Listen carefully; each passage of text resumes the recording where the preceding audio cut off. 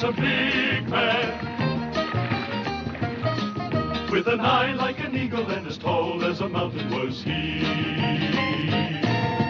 Daniel Boone was a man, yes, a big man. He was brave, he was fearless, and as tough as a mighty oak tree. From the coonskin cap on the top of old Dan to the heel of his rawhide shoe, the rippin'est, roaring'est, fighting'est man the frontier ever knew. Daniel Boone was a man, yes, a big man, and he fought for America to make all Americans free. Daniel Boone.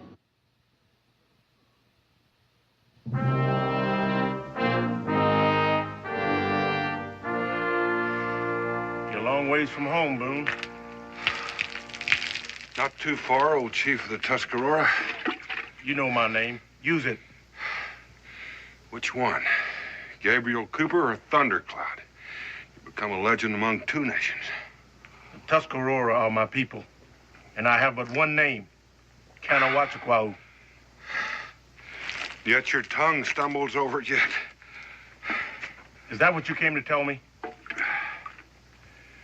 No, I came to ask you to guide me through Tuscarora country. The great Daniel Boone needs a guide. How far do you expect to get? With your help, to Vincennes. You're asking me to do that? I figured a part of you was still Gabe Cooper. Maybe the best part. The part that hoed and planted for a smile? The part that ran behind a mule and teased gravel to turn green. And when it came sundown, bowing to some white man who'd soon scrape boot mud off my jaw if I was handy. Is that the part you mean, Boone? I'm talking about the part that ached to get free. And did. I won that for myself, did you? You're wasting your time, Boone.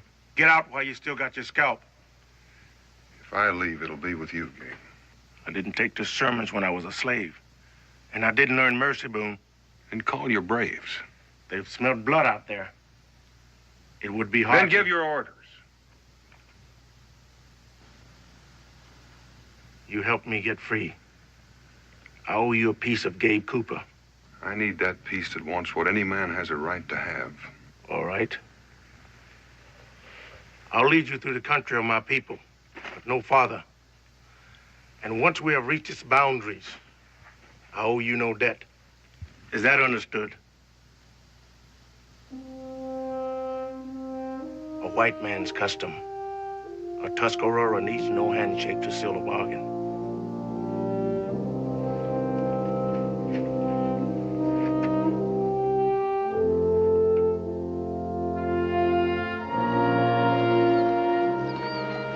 We'll come ashore here.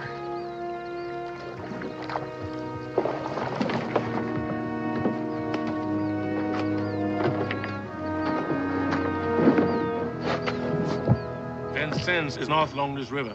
I know. We're going to pick up a detachment at Fort Putnam. That's Iroquois country. My promise was to get you through Tuscarora country. In about 5 days, an American flotilla going to sail up the Ohio River to flank the British garrison at Stover. My mission is to destroy the cannon on the bluffs of Vincennes. There's a British fort at Vincennes. Yes, but only on the side that faces the river. You aiming to go up those bluffs on the backside? While most of my detachment diverts the British garrison. And if you don't get those cannons? We will. Each one of those cannons is worth one of our boats. Our boats? American boats. You're a fool to trust me with this information. Am I? You told me a Tuscarora needed no handshake to seal a bargain. Well, we've got one. Now let's get started for Fort Putnam.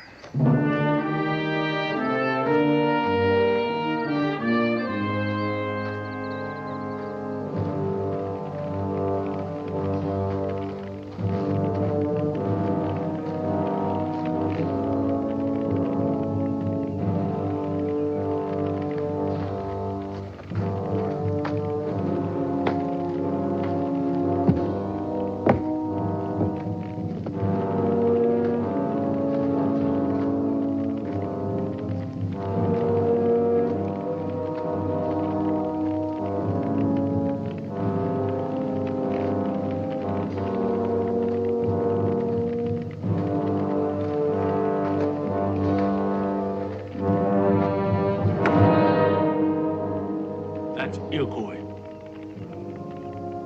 Don't seem like you got a war party left, Boone. Help! Help!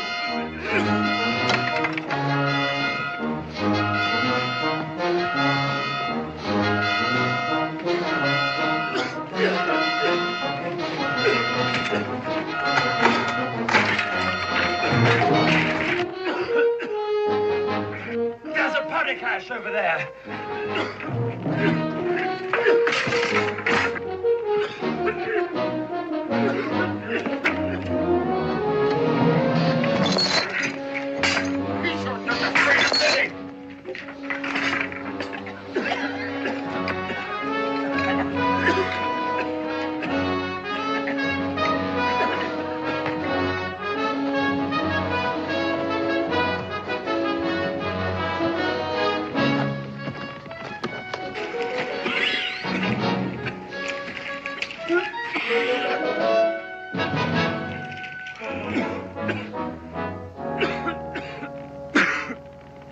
British officer doing in an American fort.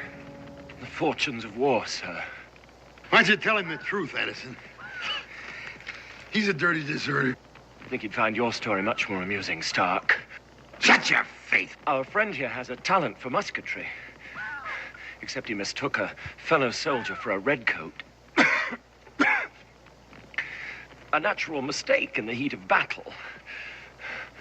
Or was it a mistake, Stark? Now simmer down, both of you. What's your name, son? Ada Webster, sir. They come on us last night. Murdered, massacred everybody in the garrison, then torched it. I could hear him wailing and screaming. I was chained up. You seen I was chained up, sir. You're lucky you was, too, Ada. For you to get scalped just like the rest of them. I was ready. You heard me begging him to let me loose to fight. Sure, you was ready. You was ready to run like a scared jackrabbit. Not this time. I wanted to fight. Fight? Why, your breeches was flapping so bad, I could have swore you was going to sail upriver.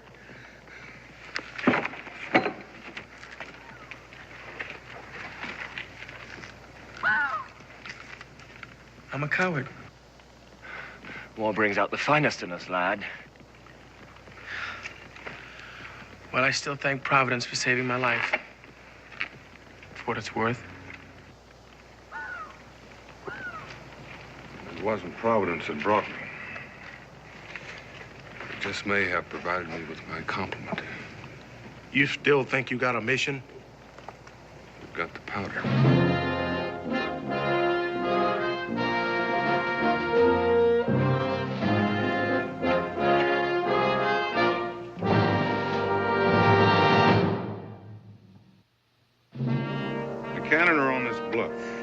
Muzzle toward the river, and they're lightly guarded. The main force is here, but I plan to come from the back.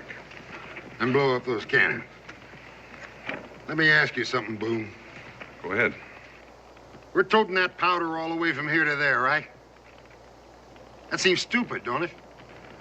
How do you figure? Well, they ain't shooting them cannonballs down with spit, are they? They've got powder there, Stark, if that's what you're telling me. But I aim to blow these cannon without being seen. Now, if we can blow our powder underneath this rock overhang, we can destroy this gun position without anyone laying eyes on us. Yeah, but how do you know they ain't got a whole company of dragoons waiting there at the foot of them bluffs for us? They don't need them. They got the Tuscarora taking care of that for them. Indians? From here to those bluffs. Yeah, now, if that's so, what's to stop them from taking our scalps before we get there? He is. Gentlemen, meet Gabe Cooper, our guide to Vincennes. A slavey? That slavey happens to be a chief of the Tuscarora.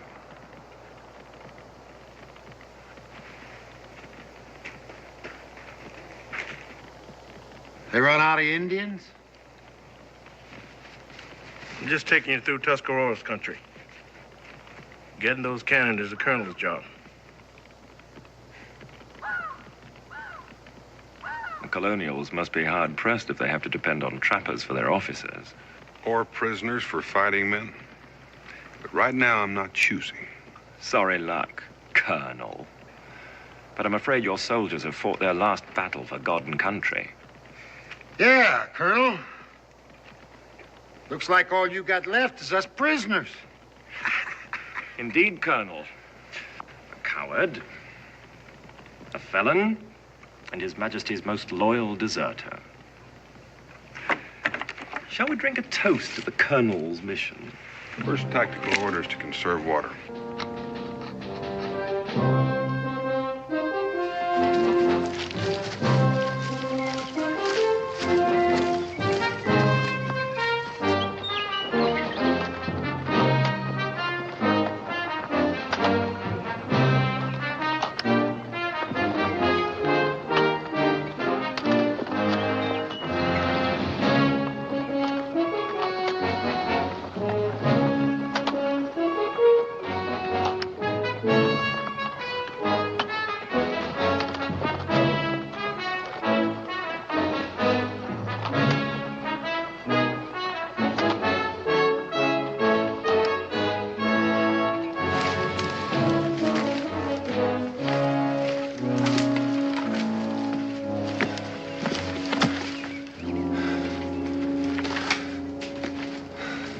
What's the matter?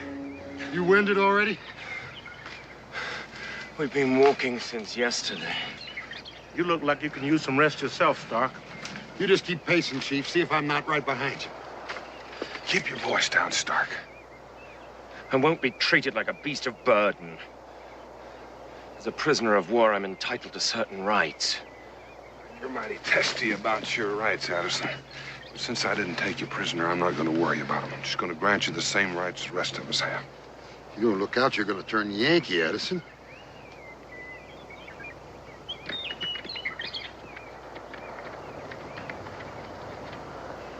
Mr. Boone?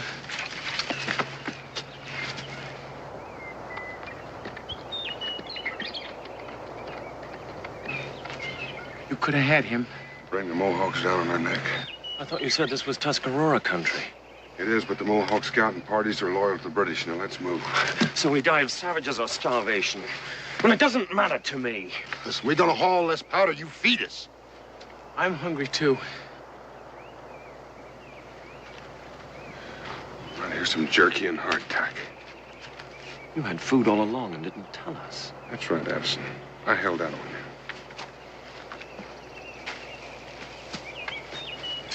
How long do you think it's going to last them? Well, I'll trade it for another day's march out of them. And then what, Colonel?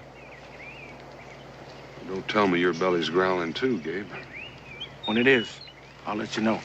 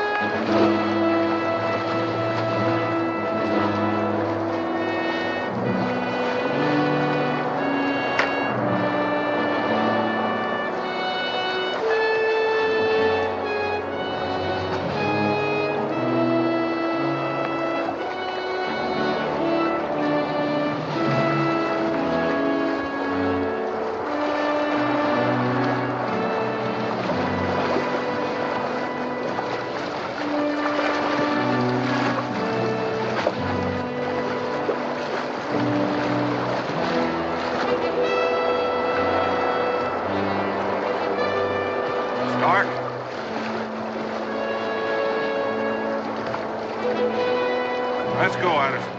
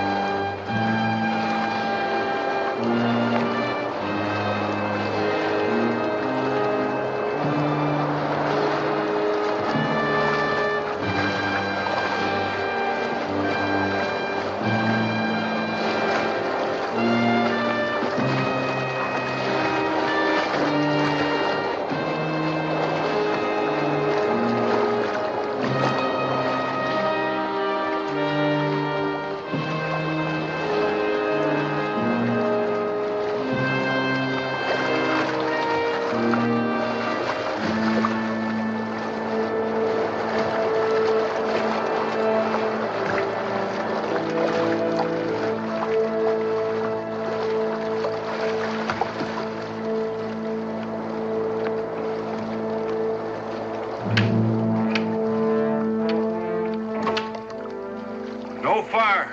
We're freezing. At least we'll get to Vincennes without the British knowing it. If we get to Vincennes.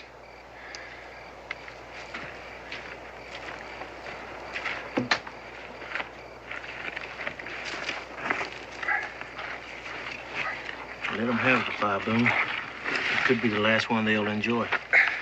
Sounds like you've got a lot of faith in our mission. The mission's got two parts. The planning and the making it happen. Well, what part doesn't suit you? What does it matter to you? Let's just say it does. All right. Right now, they're cold and hungry enough to just hate you. If you're lucky, they'll hightail it the first chance they get. If not, they might just get it in their head that you'll be easier to take than those British cannons. Sounds like that troubles you. Hey, Colonel, ain't you kind of forgetting them dropping out before we get there?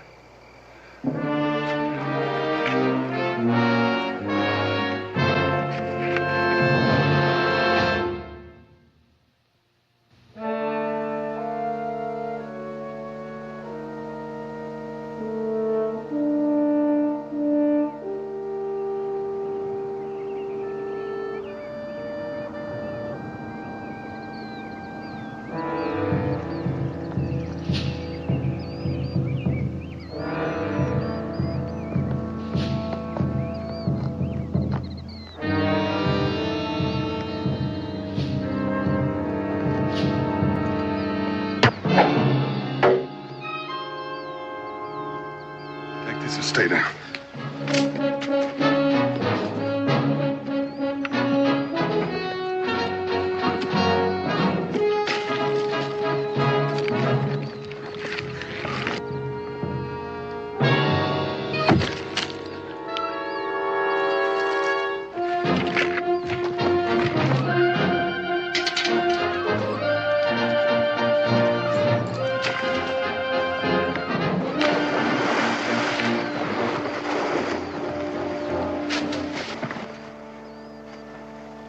There'll be more, now that they know you're coming. They'll alert every British garrison from here to Vincennes. Unless you stop them. Lose time by doing it? You're worth 10 pounds of scalp to the Mohawk. What's the matter, Gabe? The war getting to you, too? I'm thinking of my own hide. When it comes down to cash, they pay the same for skin, black or white. What are we waiting for? You know what we're waiting for, to become cannon fodder for some harebrained scheme he's hatched. I trust him. He saved my life. You're gonna need this musket, laddie. It's not mine to turn over. You're not planning on giving us an argument, are you, boy? I might. Now, that'd be foolish to squeeze one off now. That's right, Stark. I bet you were real worried about me. Not now, I ain't.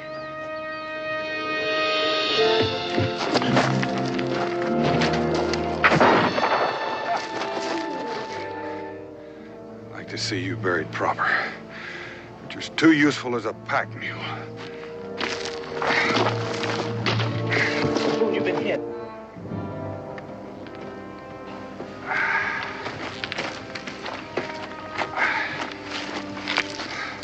The ball went through clean.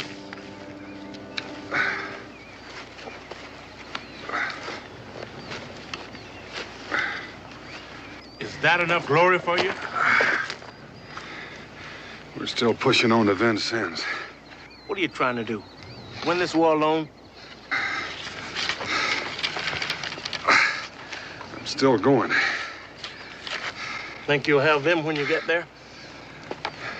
All I've got. Mr. Cooper, are you insinuating that we would desert our wounded leader? I'm with you, Mr. Boone. Oh, you're a credit to the Continental Army. Ain't he, Mr. Addison? I salute you, Mr. Webster. That's good enough. Let's move.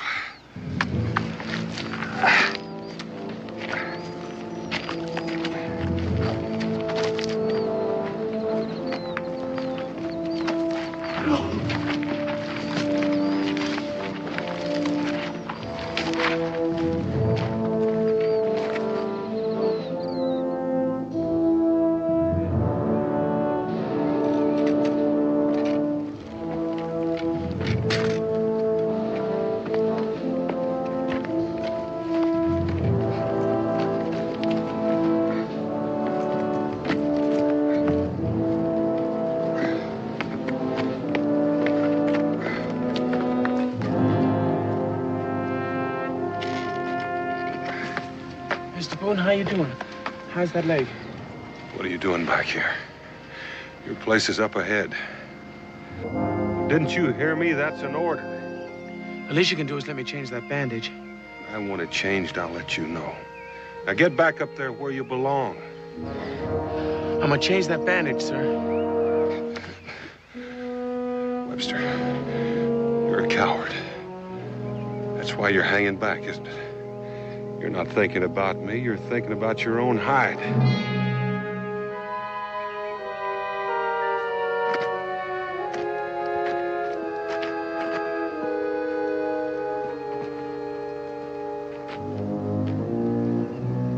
You feel good about that?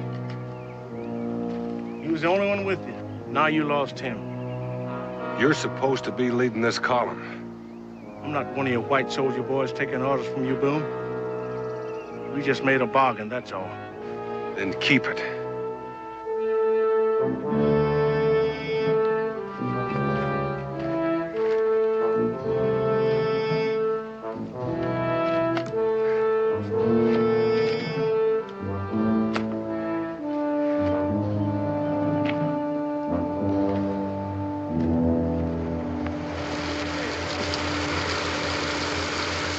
What is it this time?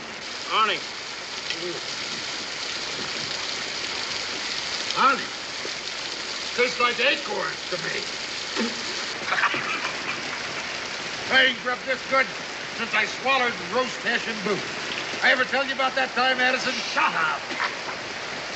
You know, you could tamp these into a cannon and blow up a fort. Ain't that right, Injun? Hey, think he's gonna catch up with us? I don't care if he does.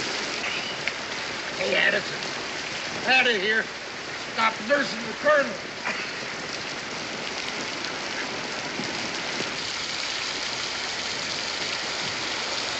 Leave him be, Doc.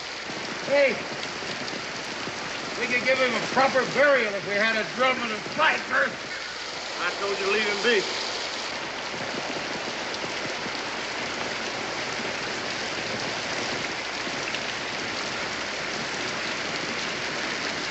You talking to me, nigger?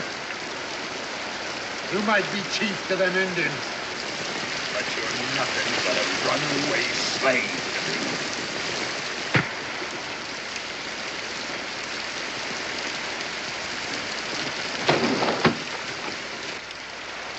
Mr. Cooper, have you considered offering your services to King George III? Mr. Stark, as a temporarily displaced civilian, I'd advise you to sue for peace.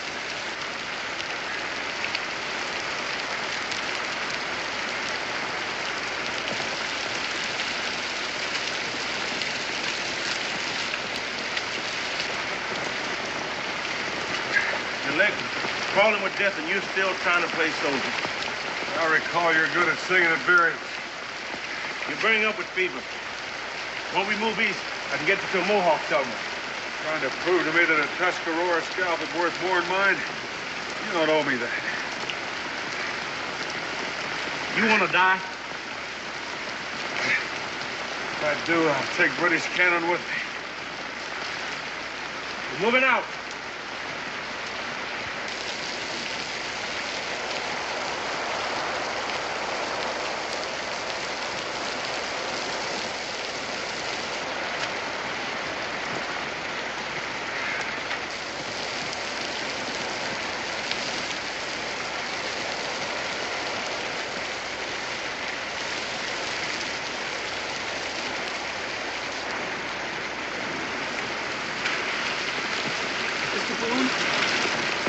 Why did you come back?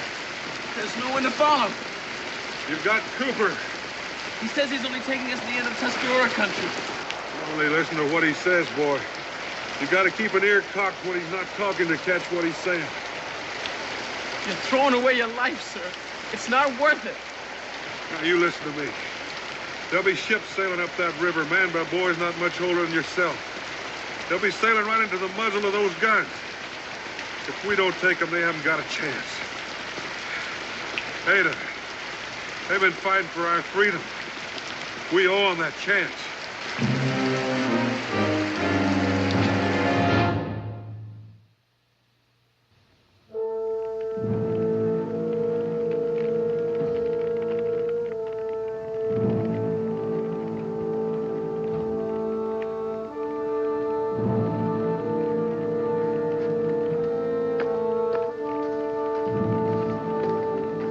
Get that bandage off, Webster. You're wasting time, Gabe. Maybe you lost track of it.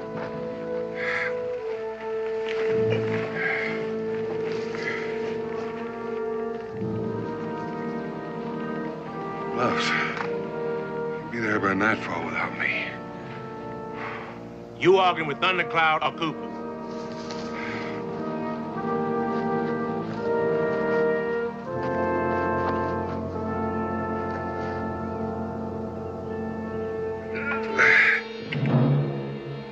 You enjoy that?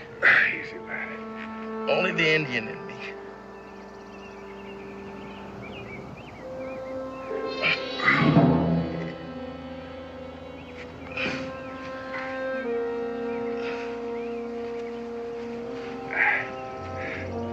All right, you can bind it up again.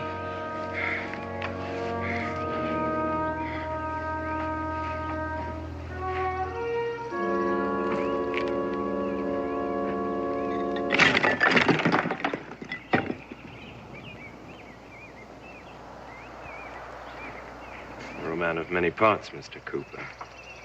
Don't tell me your loyalty has shifted. Loyalty? You've been a slave, Mr. Cooper.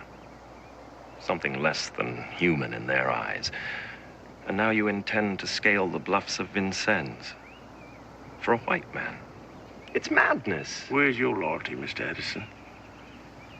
You got no faith? No flag? Is there blood in you? In the name of faith, flag, and blood, we've slaughtered since the deluge. There's more reasoning in tea leaves. Mr. Cooper, what do you owe them? Them?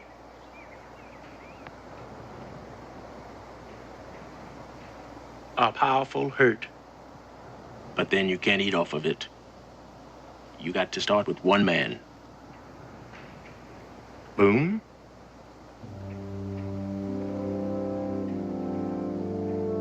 I owe him my freedom.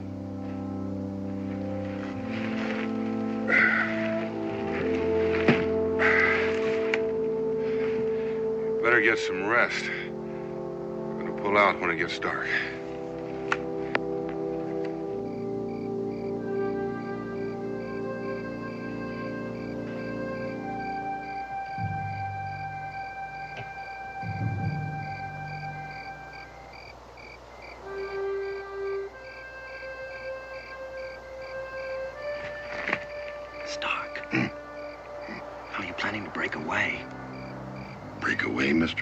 Escape, you fool! Boone's crazy, can't you see that? He still means to knock out those guns. Well, ain't that why he drove us here? Well, aren't we gonna do something? How do you suppose you're gonna get by him?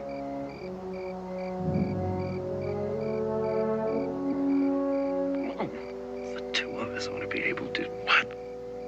Take that musket away from him? You got no sense of strategy. Now, there's a lot of things can happen climbing a cliff. You follow my meaning, Mr. Addison?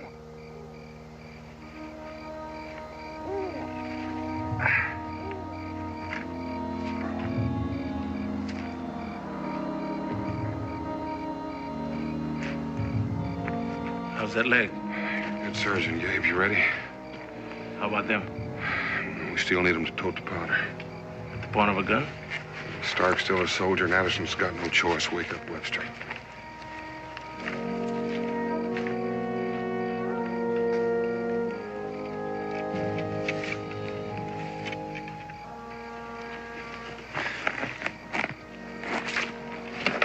I never got to sleep. I was that. There's no need to take on a special shame for being scared. You aren't, are you? Body got a way of opposing what's inside of it. Do you think I have time for a Prayer? You don't have to, do you? Sometimes I think I invented it. There wasn't much else to count on. All right, Gabe, get him moving.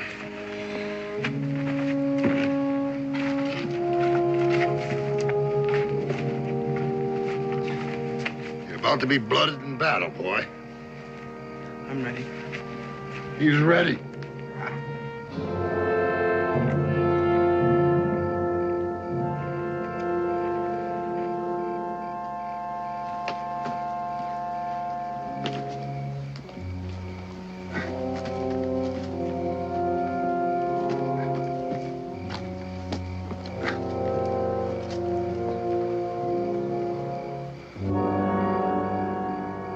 kind of peaceful, don't it? There's no sign of redcoats, if that's what you mean. Main force is on the other side of the mountain. You must imagine we British are fools. You're beginning to sound like a loyal subject to the crown, Mr. Addison. It's sheer lunacy to think we can make it up the face of that cliff. That overhang will protect us. I say you're a fool. We can dispute that on the way up, Mr. Addison.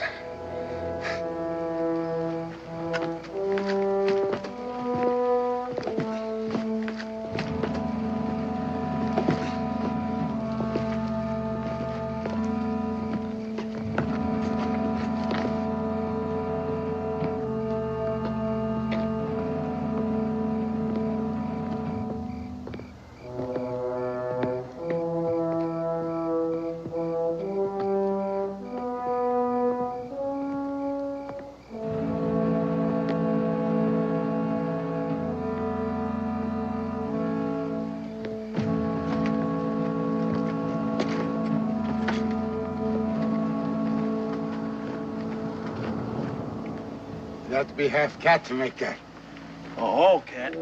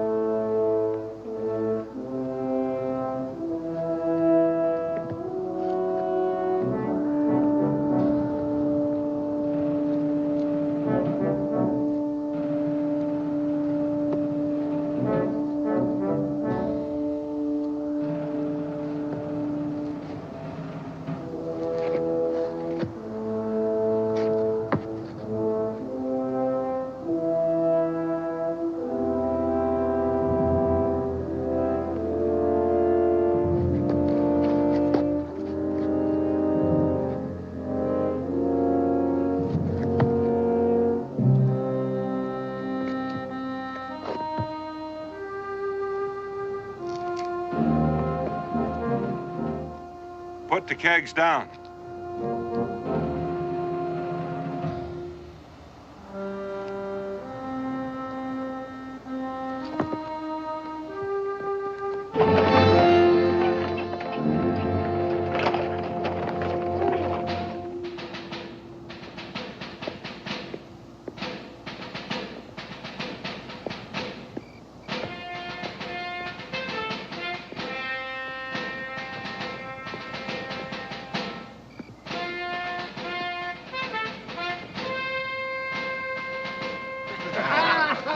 That beats it all, huh? Hey, Robert, it's your turn.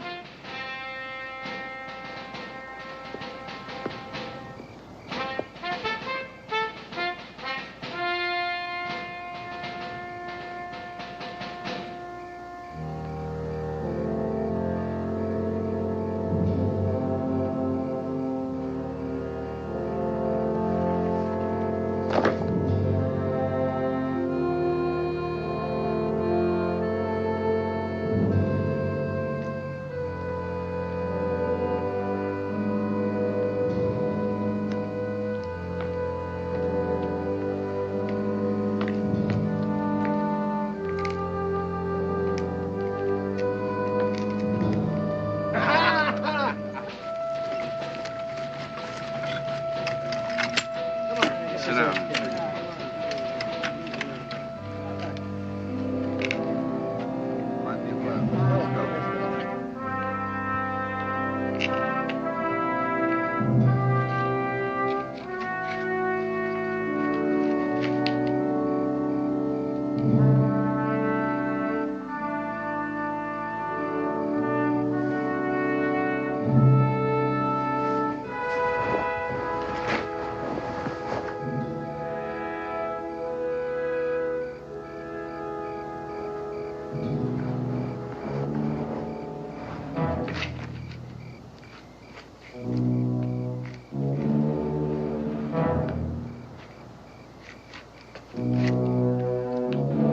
It should make it easier for you.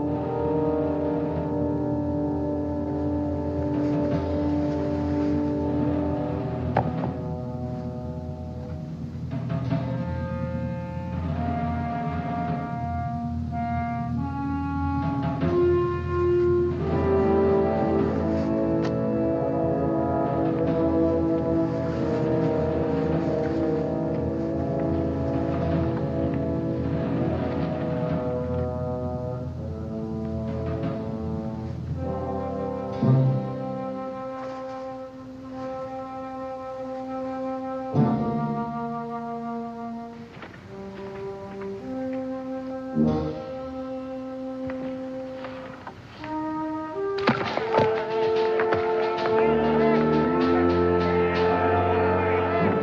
Cooper?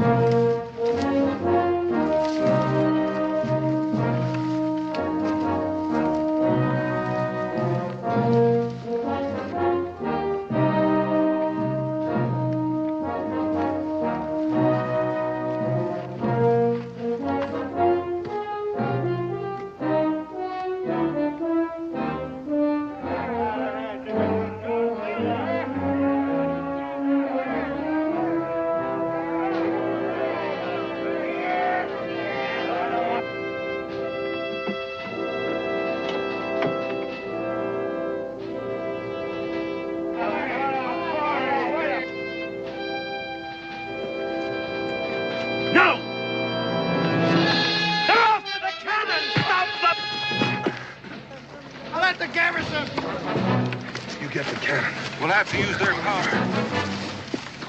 Dad! Lots of powder! Fill up the powder!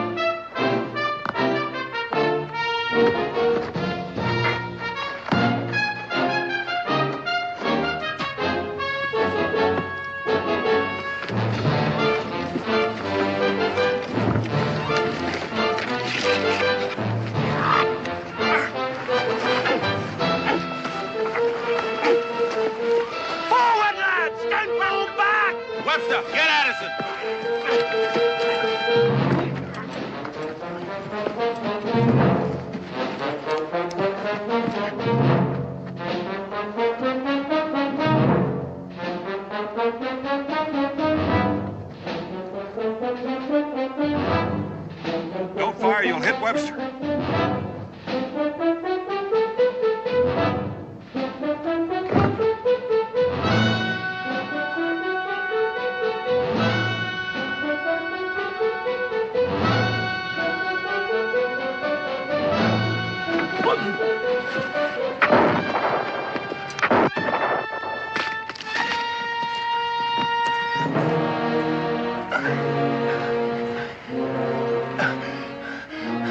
Hail Britannia.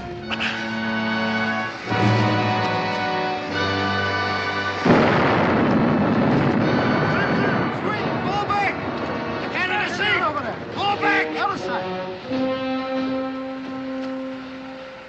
There's no powder. What now?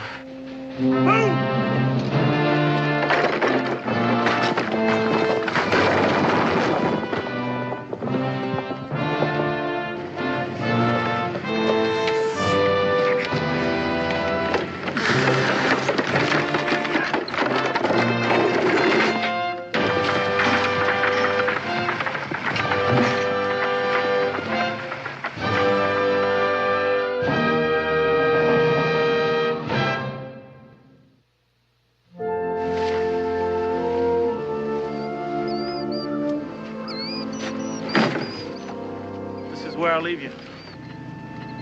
Do you really mean to go back to the Tuscarora? Yes. Mwano Siane Niho.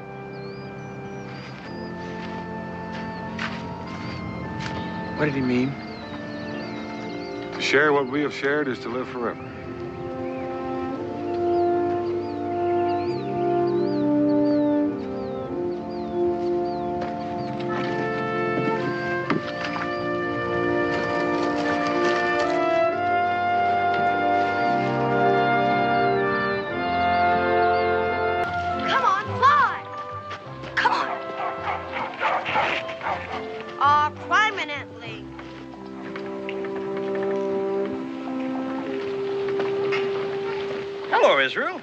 Franklin, sir. What are you trying to do, lad?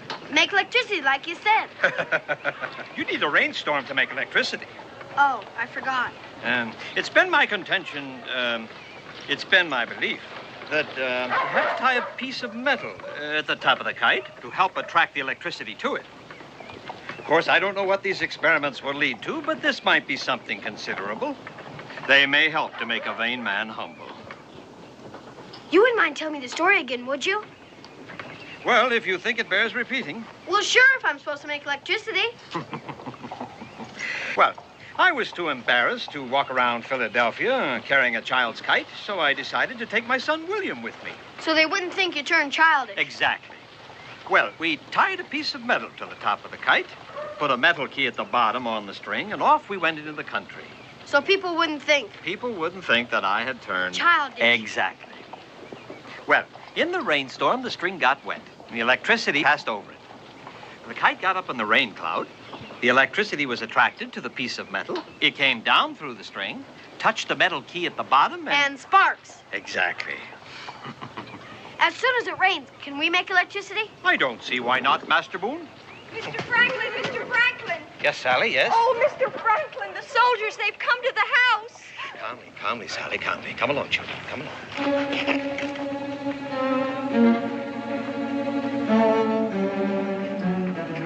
I'm afraid the sight of so many uniforms upset her, Mr. Franklin. No harm intended. Just what is intended, Sergeant? We've come to take your printing press away from you, sir. And if you try to stop us, my orders are to arrest you.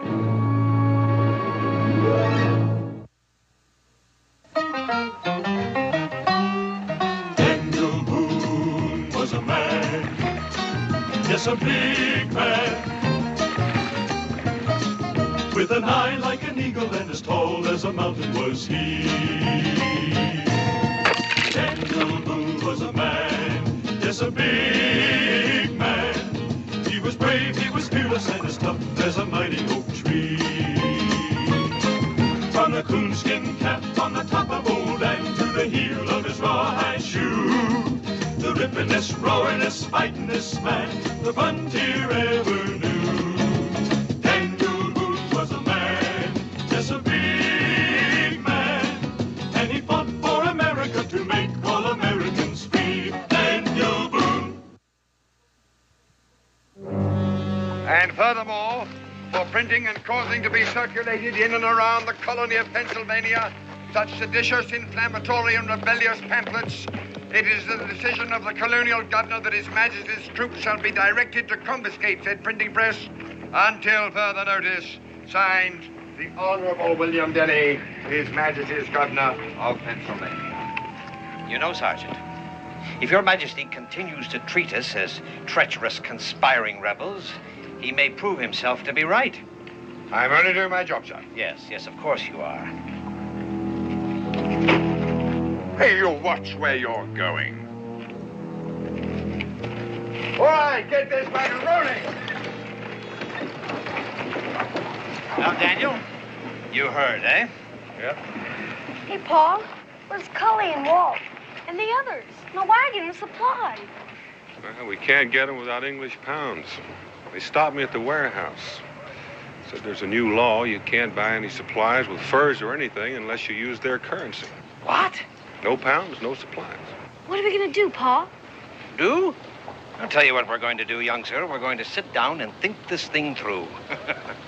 Now, this has been a very bad day for both of us, Daniel. In fact, the only encouraging thing about it is the ham that you brought for dinner. Well, many a meal has been lost for want of meat. Come along, son. Come along.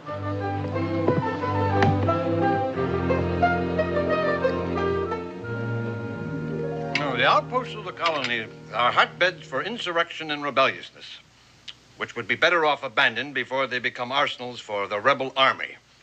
So Governor Denny was heard to say one evening last week. I presume that's what was on the governor's mind when he ordered His Majesty's warehouses to accept only British pounds for supplies. They mean to starve us out to force us out. Yes. Yes, very much so. But why, Pa? Well, Israel, I reckon they're afraid we're against them. Well, it's utterly ridiculous, you see. Because on one hand, England won't permit us to manufacture the goods we need for ourselves, and... Why not, sir? Well, because they want us to use the goods that they manufacture. Which we'd be more than happy to buy. Yes. Yes, we would. Well, I wish there was some way I could help you, Daniel. I understand. You could help me a great deal if you would permit Israel to stay with you a couple of days. Well, I'd be delighted to, of course. But what will you do, Daniel? People are waiting for those supplies. Yes. Yes, of course they are. Of course. Well, it's getting quite past my bedtime. I presume you'll want to discuss your long journey with your son. Yes, sir, indeed I will. Now, you're sure about... Oh, no trouble at all. It's a pleasure having him here, actually. Well, good night to you both. Good night, Doctor. Night, Doctor. Good night. Now, Israel, you're going to behave yourself, because Dr. Franklin is getting home. Yes, Pa. I'll be back before sundown tomorrow. Pa, isn't this a wonderful house? I mean, there's so many rooms and windows and everything. Yes, it does make our cabin look a mite plain and simple. I didn't mean that. I know. Why don't you and I get a little sleep? All right.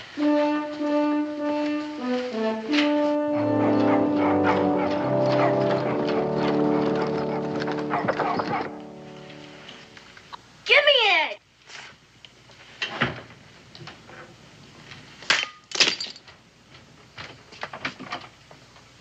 Mr. Boone, please, I must do my work. But we're your guests. Mr. Franklin, sir. Well, accidents will happen, eh? No matter. I'm sorry, sir. You can deduct it from my wages. But it was my fault, sir. I have to do my chores. Chores? He thinks he has to do chores, sir. Like a servant or something. I've tried to tell him he and his father were your guests, and... No matter. I have to do my chores. You see, sir, that's how all this happened. We was fighting over who does the cleaning of the china. She's right, Master Boone. You and your father are my guests here, you know. I know. We've been other people's guests before. I know all about that. We've had people guest at our house, too. Lots of times, more than I can count. We have. You can ask anybody. Anyways, we're your guests, and I have to do my chores. That's just the way it is. You gotta help out the people who help you with your food and lodging. I see. It's just good manners, my ma says. Everyone does chores for them who help out with the food and lodging where I come from. Understand? Yeah, she understands, Master Boone, and so do I. We all know that people from the southern colonies have a reputation for good manners. It's all right, Sally. It's all right. Yes, sir. Well, young Master Boone, let's see if we can find some work. I mean, chores for you to do, eh? Good. What are they? Well, let me see. Oh, the kite. Do you realize, young sir, that I'm responsible for many more things than just pulling electricity out of the air? I think I heard my pa say something about a stove. Yes, I invented a great warming stove that circulated heat about the room. I started the lending library, the Philosophical Society. I founded the university. I was clerk of the Pennsylvania Assembly. I started the fire insurance companies, the fire brigade. I was postmaster for the colonies for many years. Why, do you know that I even taught swimming? Did you know that? No. Yeah. Why'd they take your printing press away? Well, I guess they didn't like what I was writing about their king and his venal parliament and how they were trying to govern us. Oh. Yes. I see. Yeah, quite. Will they ever bring it back? Oh, yes, I guess so. They usually do after a spell. When? Oh, in about a month or two, I should imagine. Oh. You interested in printing, young Master Boone? Yes, this is where my printing press stood before they took it away. Her?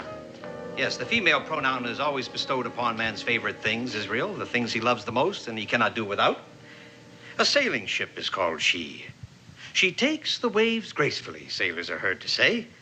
A good carriage is she, a good rifle is she. And my printing press is as temperamental and as delicate and capable of doing beautiful things as is a lovely woman. But why? Well, you'll understand when you get older, son. Well, my press stood here, as I said, and they call it a press because, in fact, the blank paper is pressed up against the blocked ink, the same way that a wine press squeezes the juice out of grapes, or a cheese press... Wait a moment.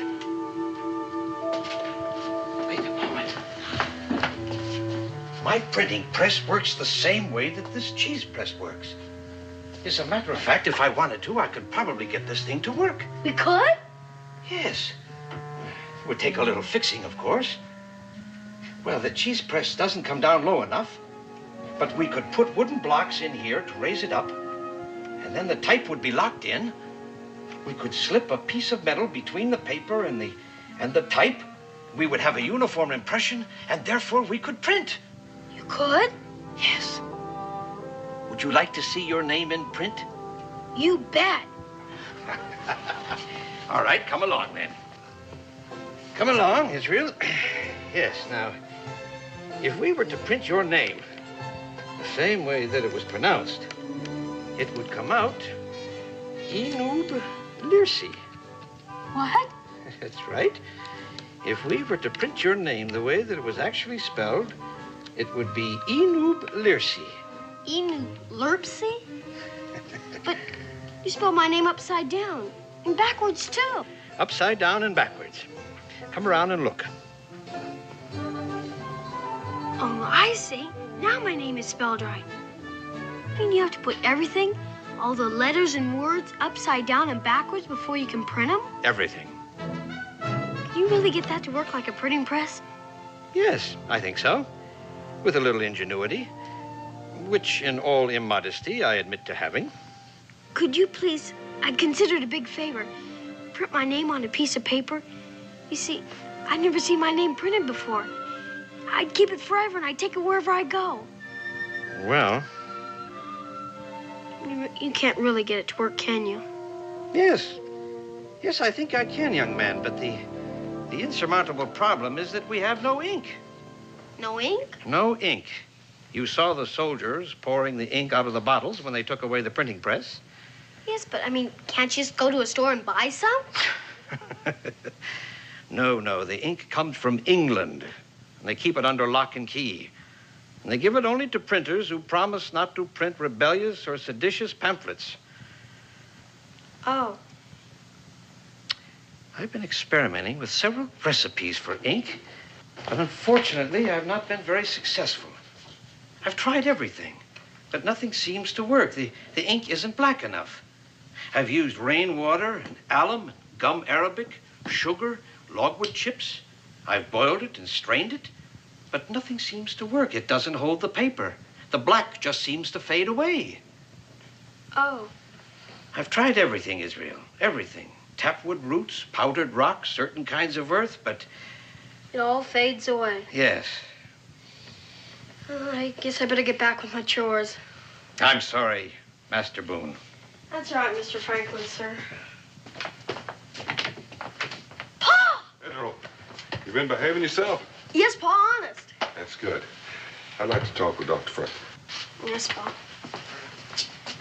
Well, have you devised a plan? We've arranged for a fire. A fire? There's a wreck of an old hull tied alongside the wharf right next to one of His Majesty's schooners. While the guards are trying to put out the fire, we'll be loading a wagon. We have a fair chance of making it. Do you realize how many garrisons of troops there are between here and the Cumberland Gap, Daniel? Yes, I do, and we'll have to take the long way around. Of course, we'll just be traveling at night. It sounds risky to me, Daniel. Very risky indeed. Once we have the wagon loaded, the men are on their way, I'll come back for Israel. Getting those supplies out of here and taking them past the guards is a very dangerous plan, Daniel. Well, if there's some other way to do it, Dr. Franklin, I'll do it.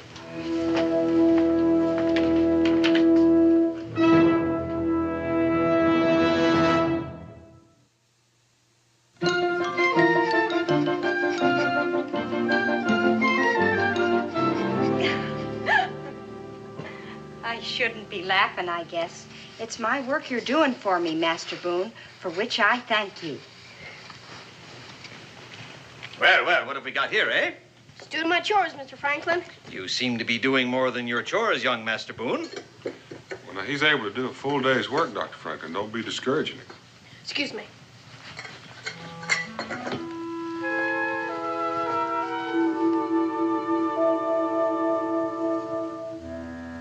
There's nothing so black as lamp black. Daniel, go out and get your supplies. Get a whole wagon load of supplies, and with money. Money? Well, where are we going to get it? We're going to print our own. But I thought... No, they may have taken away my printing press. But they didn't take away my cheese press. Put it right here, Daniel, right here. What about the ink? You said yourself, sir, that... Well, lamp black is the answer to making ink black, young man. You gave me the idea yourself. Well, will it work? Well, I believe so. I don't think there's any reason why it shouldn't.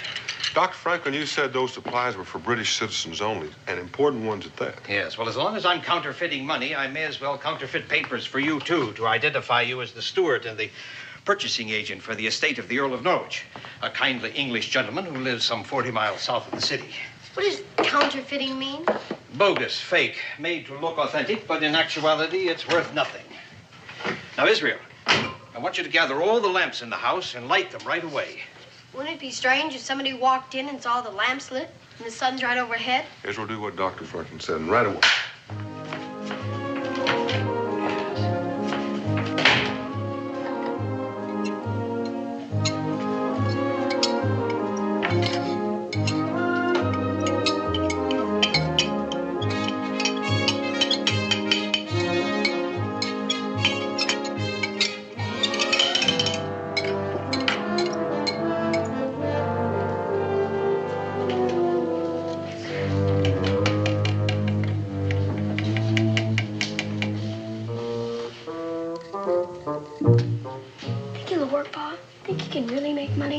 What's that? What's that you're whispering over there, young man? Nothing, sir. Think I'm a foolish old man, do you, huh? No, sir. Huh? Don't think I can print money like this, do you, huh? Well... And don't forget, young man, I am the man who brought the electrical fire from the sky. Yes, sir.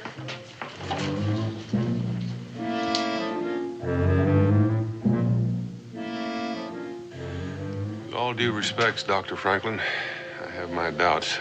Daniel, I can hold my own with the best of those counterfeiters. When I first learned the printing and engraving business, I copied and copied and copied everything that I could get my hands on until I learned how it was all actually done. But the ink... It's beginning to look like ink. Well, I hope so. As a matter of fact, I'm always very enthusiastic about my discoveries until I discover that some of them don't actually work.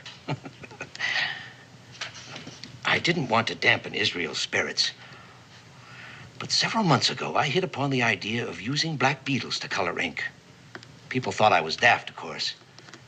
I sent Sally and her family out scouting all over Philadelphia, buying up all the black beetles they could find. I used several hundred of them. I must admit, I felt rather like a monster drowning all those poor black beetles for nothing.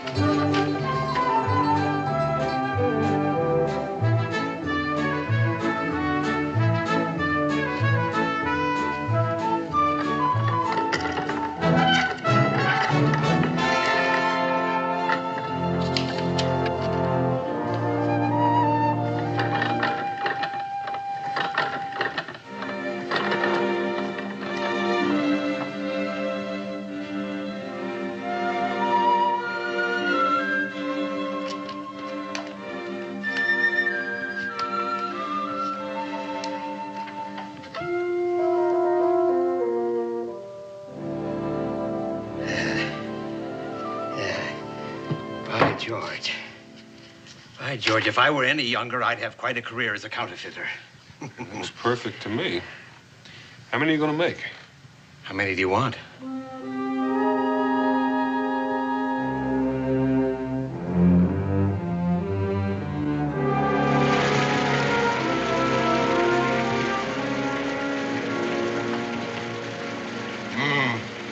I would have preferred that it hadn't rained tonight. Might prevent this ink from drying quickly. Well, I'm sure they'll dry just fine.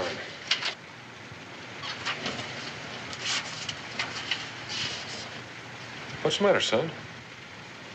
Nothing, Pa. Oh, just hungry, I'll wager. Say, did I tell you about all the work, I mean chores, that your young man did for me here today? Yes, sir, you did. He does you honor, Daniel. Israel, where are you matter, son? Sorry, Mr. Franklin, sir. Smells like that supper's almost ready. Come on.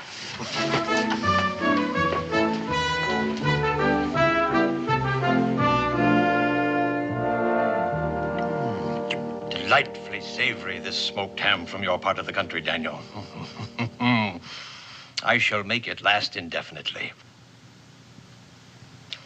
Yes, indeed. Next, I shall cook it in Madeira. I shall cook it in Madeira and call it ham bayonnaise. Then perhaps with brandy, known to ham lovers the world over as ham chambretin. Then perhaps with braised sauerkraut, sausages, and potatoes. And I shall call it ham à la saucienne. And then finally, I shall have ham and pastry, covered all over with pâté de foie gras and truffles, and wrapped in dough and baked. Yes, indeed. Yes, indeed, Master Boone. There are many adventurous ways one can cook foods. Mark my word. Yes, sir. Israel, is that all you can say? Well, it's just that I'm only used to having ham one or two ways. With lima beans or without lima beans. I'm sorry, Pa. Making money, counterfeit money. It's dishonest, isn't it? Yes. Yes, it is illegal and dishonest, sir. We shouldn't do it, should we? Israel, they're trying to squeeze us out of our homes. You know how badly we need the powder and lead and supplies, and the only place we can get it is from the British. You understand? Yes, sir, but...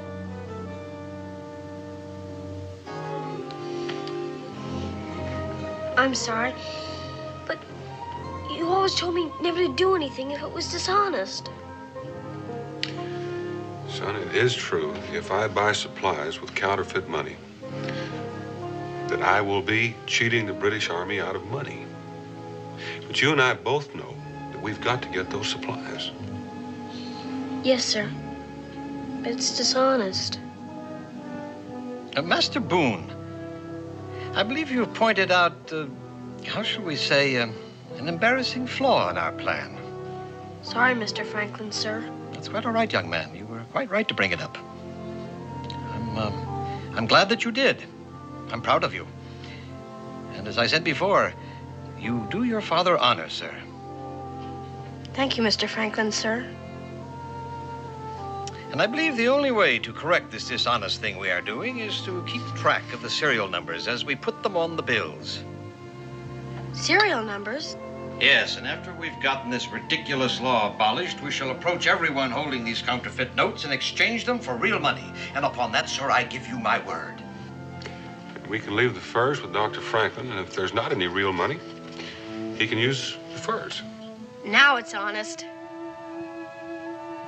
Quite so, sir. Quite so.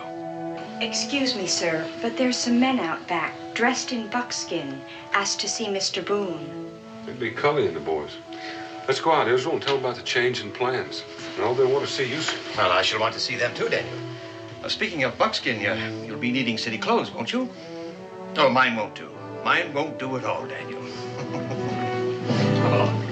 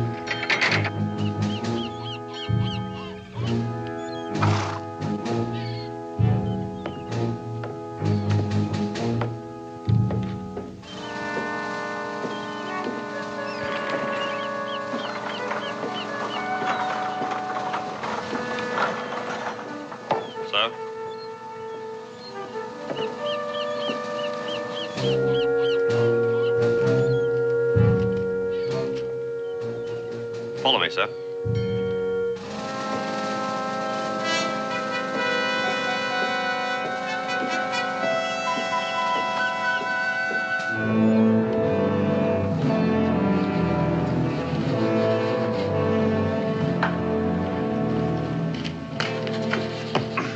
Begging your pardon, Quartermaster. Quite proper, quite proper. How is his lordship, the Earl, these days? The Earl, fair, just fair.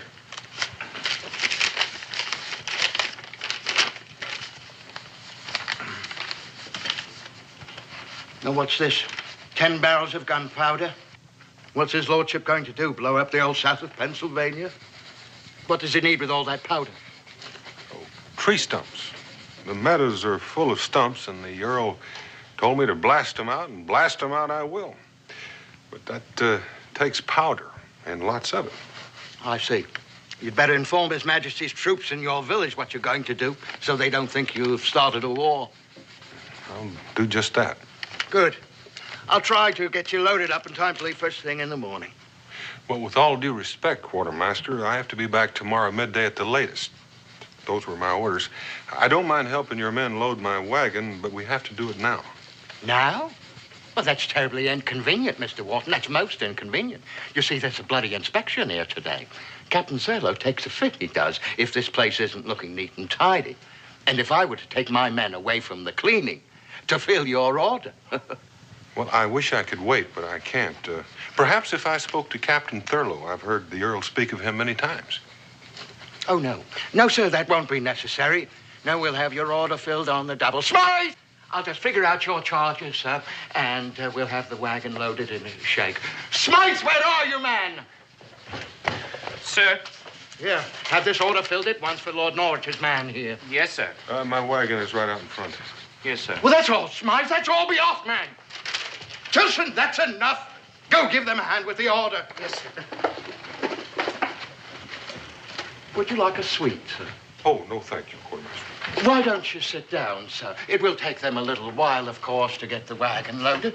Well, thank you, but I should go out and see if the wagon is loaded properly. It's a long trip, especially at night. Oh, right you are, sir. That's a much better idea, quite. I'll be back in to pay after the wagon is loaded. Fine, sir. Right you are, sir. Whatever you say, sir. But please don't be having any talks with Captain Thurlow. Life is difficult enough here in the colonies without any trouble the likes of that. And then what happened, young man? Well, I picked me up a branch from the closest tree, and then I whopped that bar on the nose every time he came close. I finally got the idea I wasn't going to be his dinner. Then he walked away, rubbing his nose all the way. That's amazing, amazing. You know, I've never even seen a bear. Can you believe that? You haven't?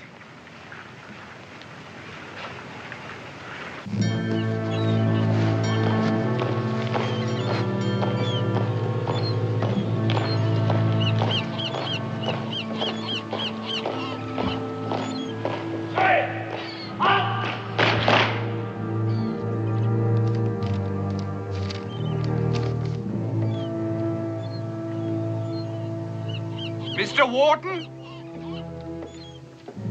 Mr. Wharton, sir. The bill for your supplies. Quartermaster Owens has it all prepared. Yeah, sure.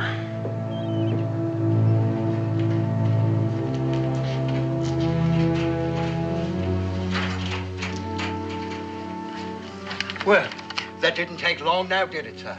Lord Norridge will have his supplies by midday tomorrow for certain. Oh, that looks fine. That looks just about right.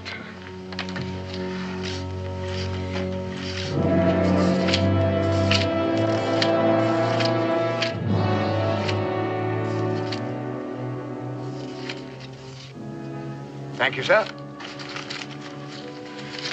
Thank you, Porter. One moment, sir. You don't want to go back to Lord Norwich without me marking the order paid in full, do you?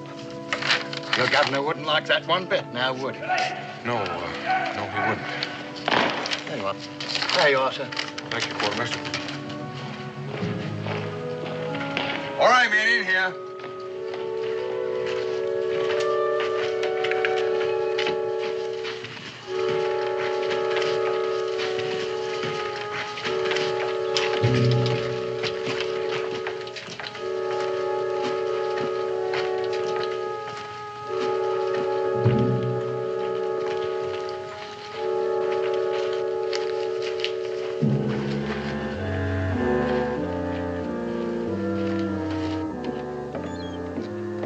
Mr. Wharton, stop! Compliments of Quartermaster Owens, sir, but you've paid £5 too much for the goods you've got. Too much. You're certain? Yeah, Quartermaster Owens counted it over 3 times, he did. Well, and why don't you give this £5 note back to Quartermaster Owens as a proper reward for his honesty and tell him I suggested share it with all of you men. Well, thank you, sir. That's very generous, I'm sure, Mr. Wharton. Thank you, sir. Not bad, Quartermaster at Arms. Not bad at all. Sergeant Ridley. Ah! Put Corporal Smythe down on report for being late for inspection. Yes, sir. Sorry, sir. What have we here, Sergeant Ridley? Ah, a chimney sweep in our midst. Salute the sergeant, Corporal Smythe. Pretty filthy, I'd say, sir. Filthy? Well, I'll be dipped. Rather disappointing, Quartermaster. Smythe turning out like a gutter snipe. Shocking, sir. Quite. Well, let's hope the supplies are neat and trim. Yes, sir. Quartermaster at Arms. Yes, sir. Your hand, sir. It's filthier than Smythe's. I can't believe my eyes, sir. I can't believe my eyes either, sir. It seems that you two have had your hands in the same chimney. What have you touched that I have, too? Nothing, sir. Except What's this? Mr. Wharton insisted I give it back to you. Mr. Wharton? The steward of your friend, sir, Lord Norwich. Lord Norwich's steward's name is Browley, not Wharton. Fresh, homemade 5-pounders, quartermaster. Oh, that can't be, sir. Mr. Wharton's. Get me the cash box, mate. I told you, Lord Norwich's steward's name is Browley. Who's this fellow you keep calling Wharton? I told you, sir. Sergeant Ridley. You saw him, the tall fellow. He was leaving just as you came in. Yes, the tall man. Yes, I've seen him before, somewhere, sir. That man gave me counterfeit money for the supply, sir. Counterfeiting the king's money is a hanging offense, Quartermaster Owens. It's right. Take 5 men, run down that man who stole the king's supplies with counterfeit money. You know what he looks like. Yes, sir. Go with them, Sergeant Ridley. Yes, sir. We can't have a counterfeiter roaming around the countryside with a wagon load of His Majesty's supplies now, can we, Quartermaster? No, sir. Dismiss the inspection. Yes, sir.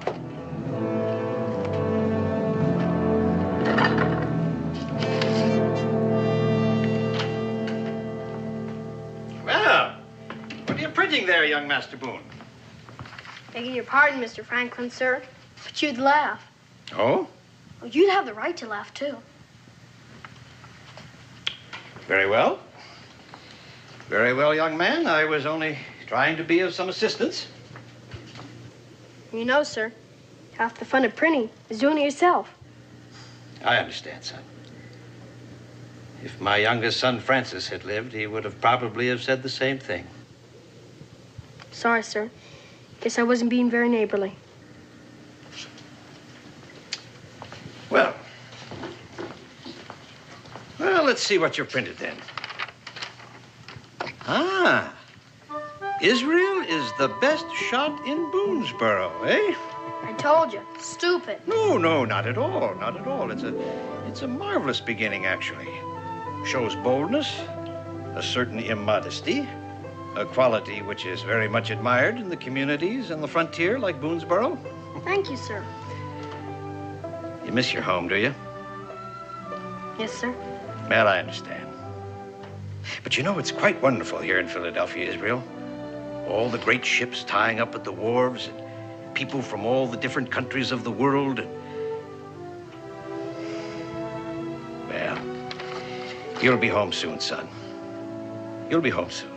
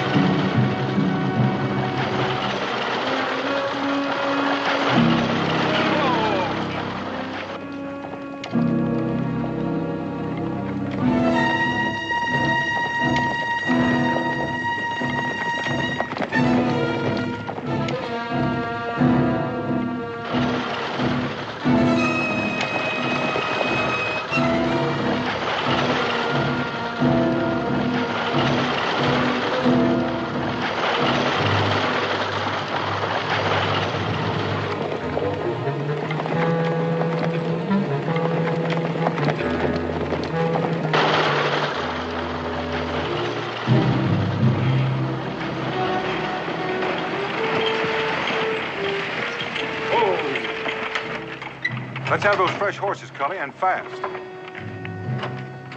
We just about gave you up. Well, it's all there, Cully. Looks like these horses have been running away from something. You don't say.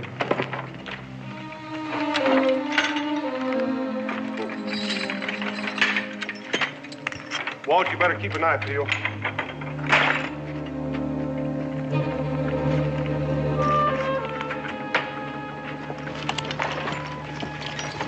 You got a barrel full of soldiers on your tail, Dan? Only 6 or 7. That's about 2 each. Not this time, because you're going to be hightailing it through the Cumberland Gap.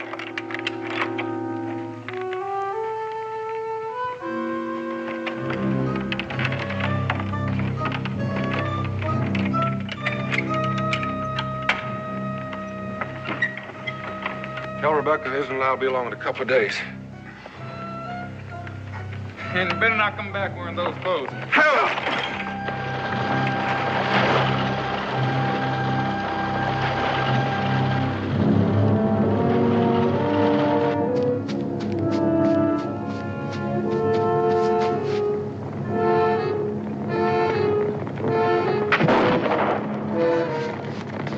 There he is! After him!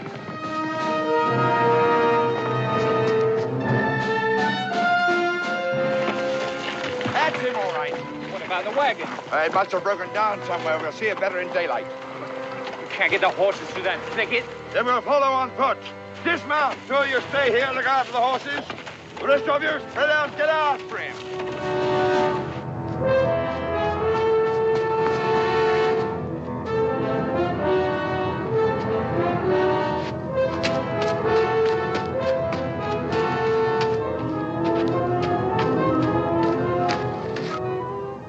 I know where I've seen that man before.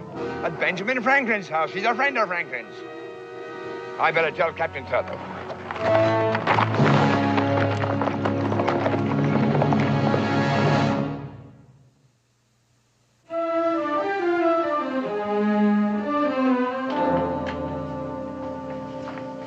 Well, how did you like that ham of bayonnaise, young Mr. Boone, eh? It's almost as good as with lima beans. Well, we'll clean up in here tomorrow, Israel. It's quite past your bedtime, you know. I wasn't expecting anybody. Who can that be? Stay in here, Israel. Stay here.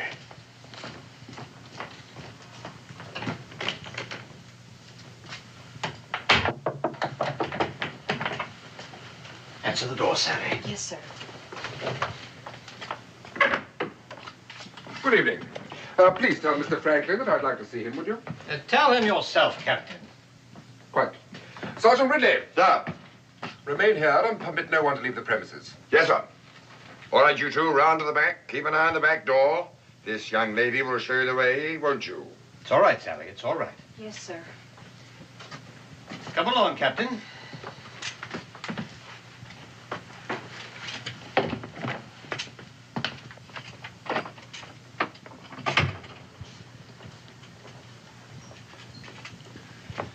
A man appeared at His Majesty's warehouse at the wharf today and purchased supplies with counterfeit currency, Dr. Franklin.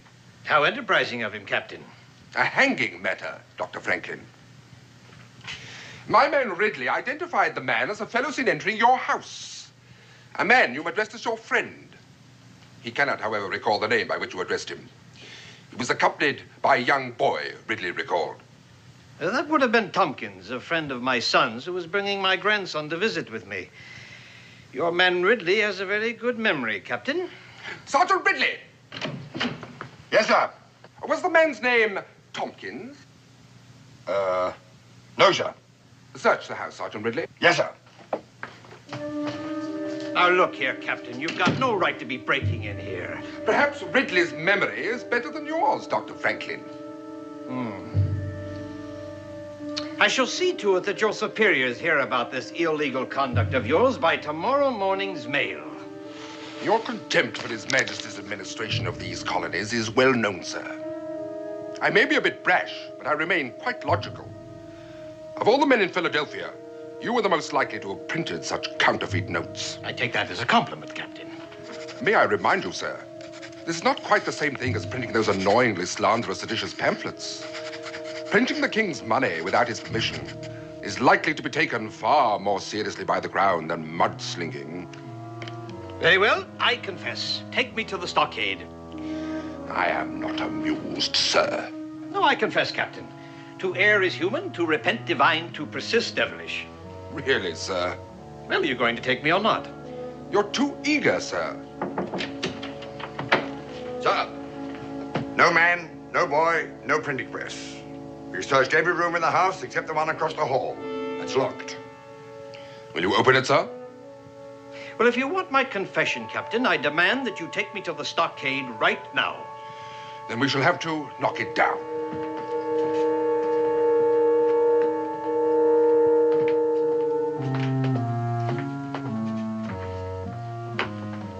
I will confess to counterfeiting those notes, Captain, only to Governor Denny himself.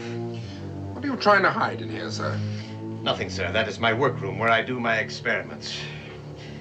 Sergeant Ridley's memory is so good, perhaps he can describe it to you. Will you or will you not open it, sir? If you forcibly enter that room, I will confess to nothing. Do you actually expect me to believe that you will confess? Really, sir, I've read your pamphlets.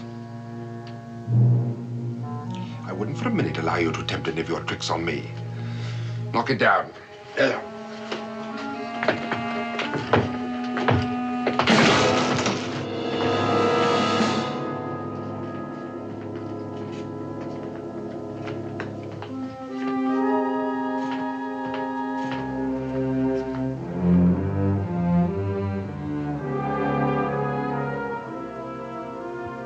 You were trying to trick me, weren't you, sir?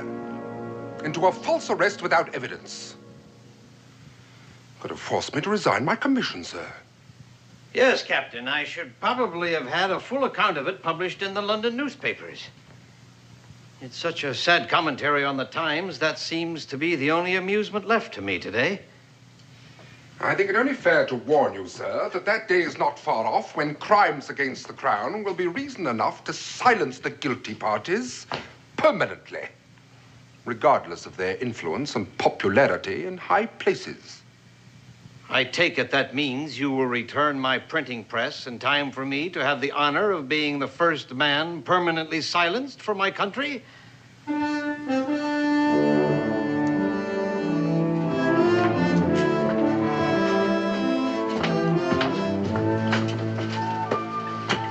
Good night, to you, sir.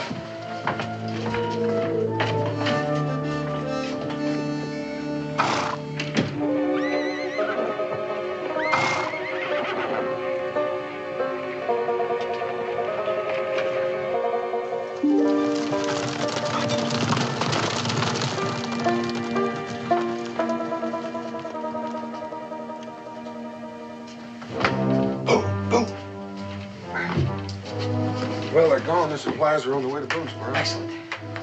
Where's Israel? Well, I don't know. You mean you don't know where he is? No. I left him in here when the soldiers arrived. Everything we were using to print the notes was scattered all over the room. When the soldiers broke in, I expected they would find Israel here and all the evidence, but he must have cleaned it up, as you can see.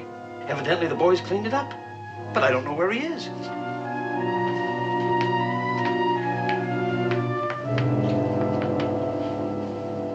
Israel?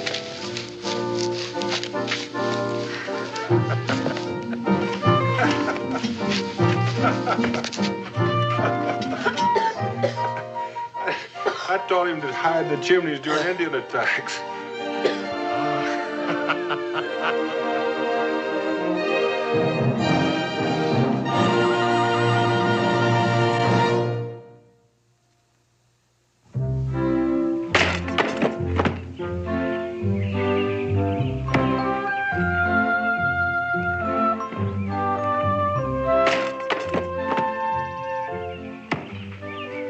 This enough?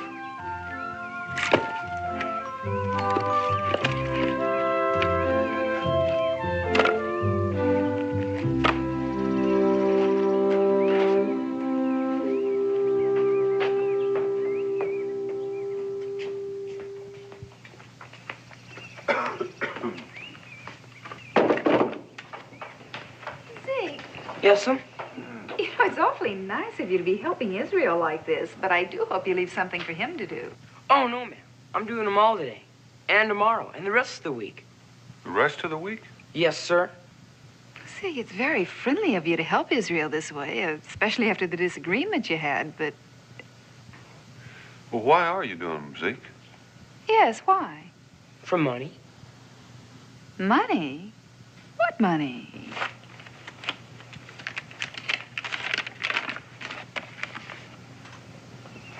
An Israel Boone £1 note? It's signed with Benjamin Franklin and has a real serial number on it.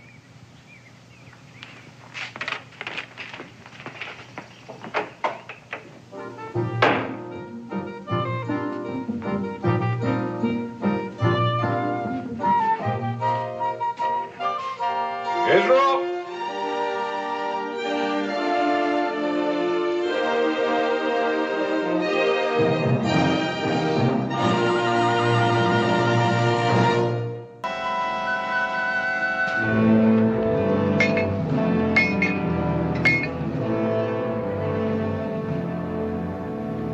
Angela. Mr. Hamilton. Angela.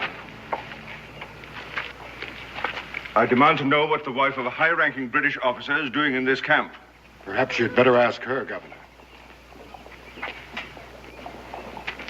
My dear? Mr. Hamilton, please sit down. I prefer to stand, and I won't be here very long. You wanted to know what I'm doing here. It's quite simple. I came to find you.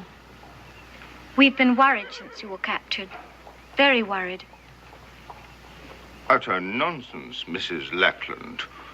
Either give me an explanation I can believe, or I shall be forced to form my own opinion. And just what would your opinion be, Governor?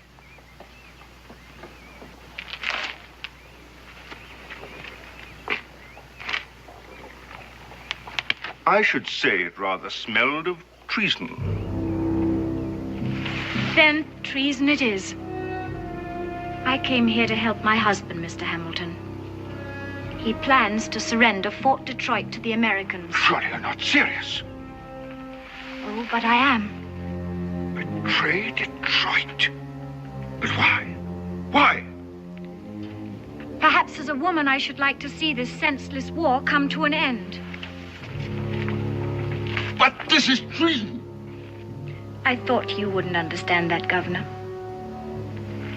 Is it easier for you to believe that we're doing it for the rather substantial reward the Americans have offered us? You can't do this. Easy, sir. Guards! See the governor back to his quarters. You'll never succeed. But even if you do, neither you nor your husband will ever dare set foot on English soil again.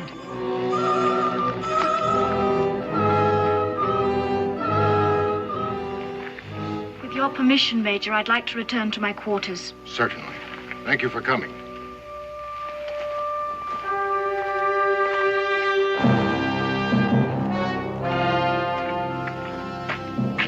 You can come out now, Mr. Boone.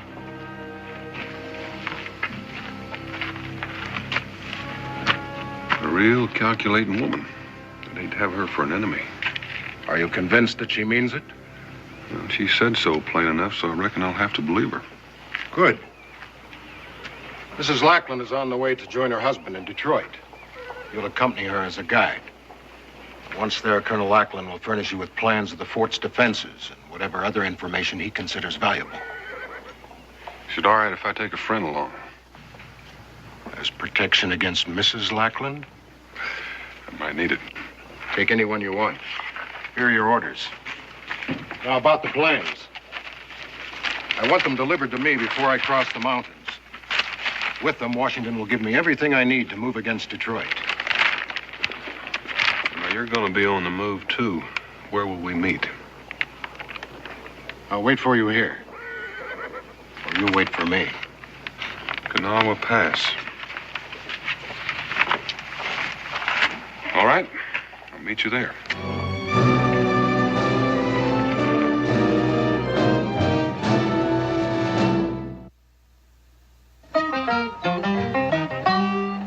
Daniel Boone was a man, yes, a big man, with an eye like an eagle and as tall as a mountain was he. Daniel Boone was a man, yes, a big man. He was brave, he was fearless, and as tough as a mighty oak tree. From the coonskin cap on the top of old and to the heel of his rawhide shoe, the rippin'est, roaring'est, fighting'est man the frontier ever knew. Daniel Boone was a man, just a big man, and he fought for America to make all Americans free. Daniel Boone.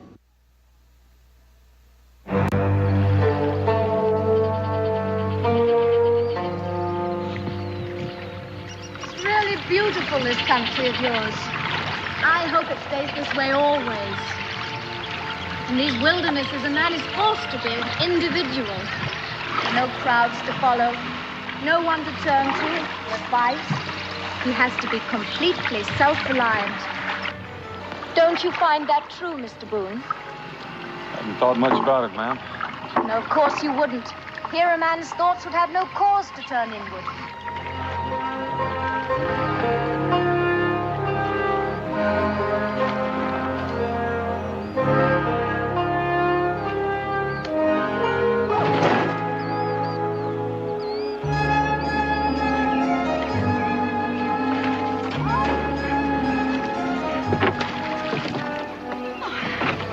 You know, I think that self-doubt and invidious comparisons with others, well, they're products of civilization. Wouldn't you say so, Mr. Boone?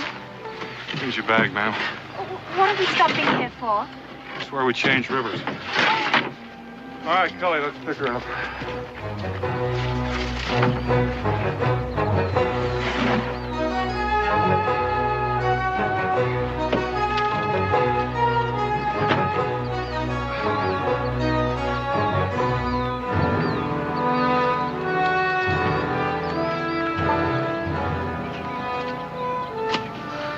Golly, why don't you stay down here and see if you can catch a mess of fish? I'll take the Gary and Miss Lackland up there at the rocks and make camp. Might even whip up a batch of biscuits.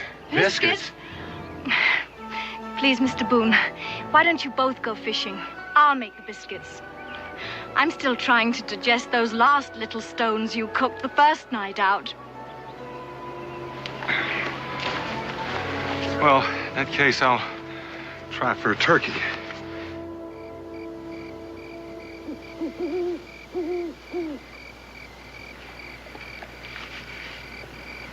No, thank you. I've finished.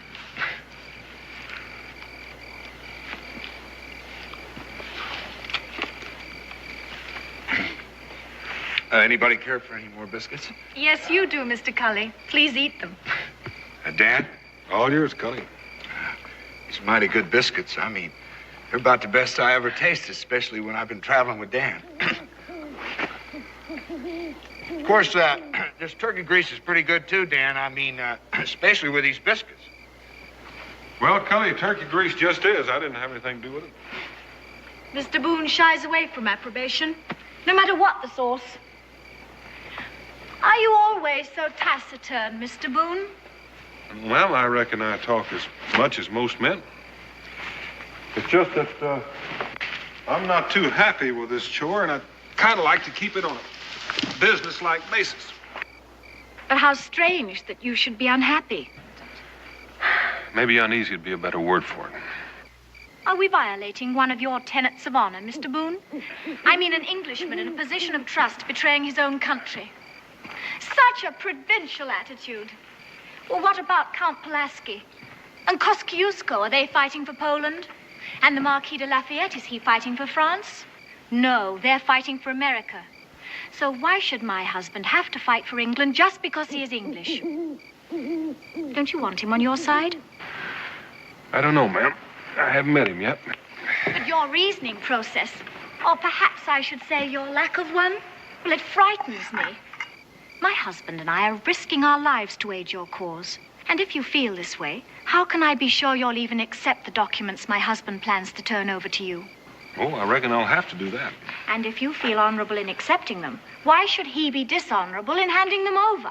I appeal to you, Mr. Cully. Please, ma'am, I'd just like to keep out of the ring. Why can't you see the truth, Mr. Boone? My husband's act means that Fort Detroit can fall without a shot being fired, without one life being lost, not one drop of blood being shed. Well, far from being treason, I call that the noblest form of humanitarianism. Ma'am, you talk as if I were arguing with you. Now, there's your bunk, and I suggest you take advantage of it. The canoe part of this trip is almost over, and from then on, it's just going to be walking. We're that close to the fort? Yes, ma'am, we are. We should be there tomorrow afternoon. Good night, Mrs. Lackland. Good night, Mr. Boone.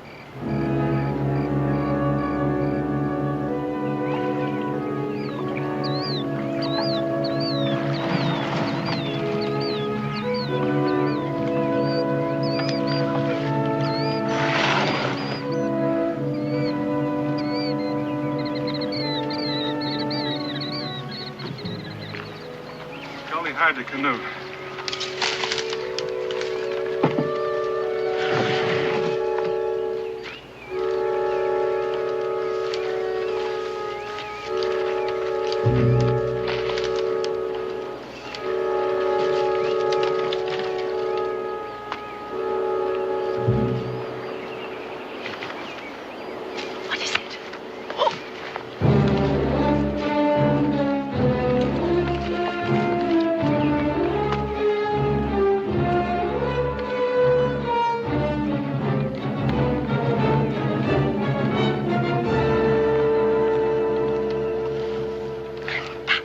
Necessary, Mr. Boone.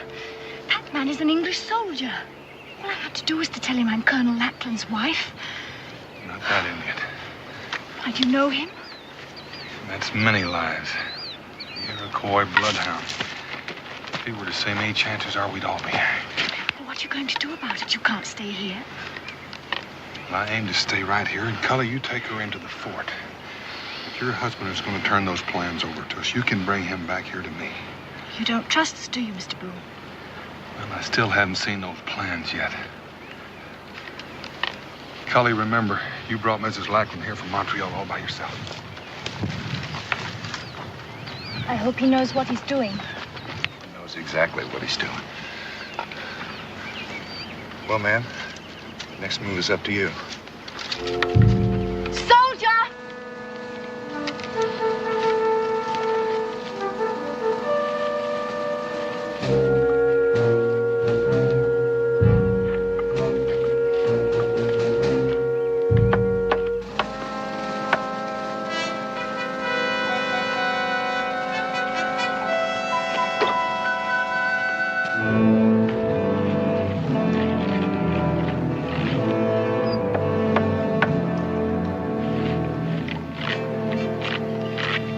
Angela.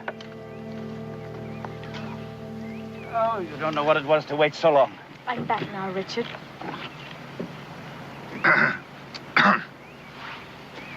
Darling, this is Mr. Cully. From Montreal, sir.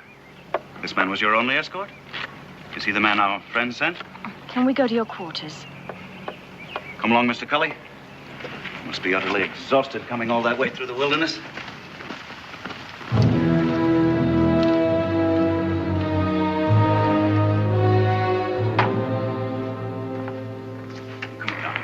Rest yourself. Thank you, Richard.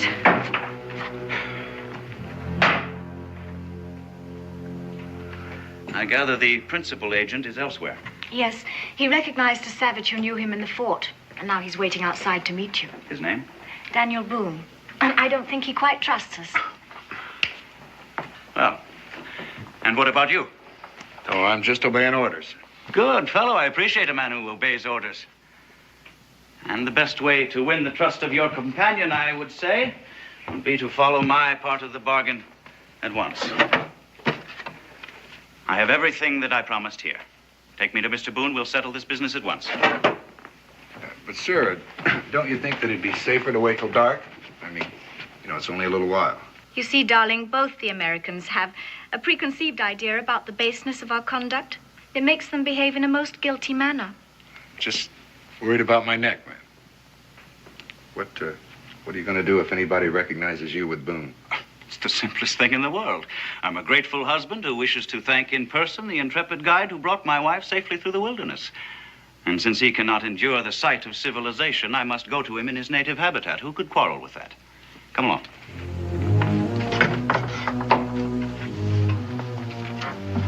Oh, Angela, darling. Your trunks arrived several days ago, and I fixed up the bedroom for you. Do tidy up a bit. We're expecting Governor Carleton at any moment. And what's the governor of Quebec doing here in Detroit? I rather suspect he's here to see how I'm running things since Hamilton was captured. So be very charming to him.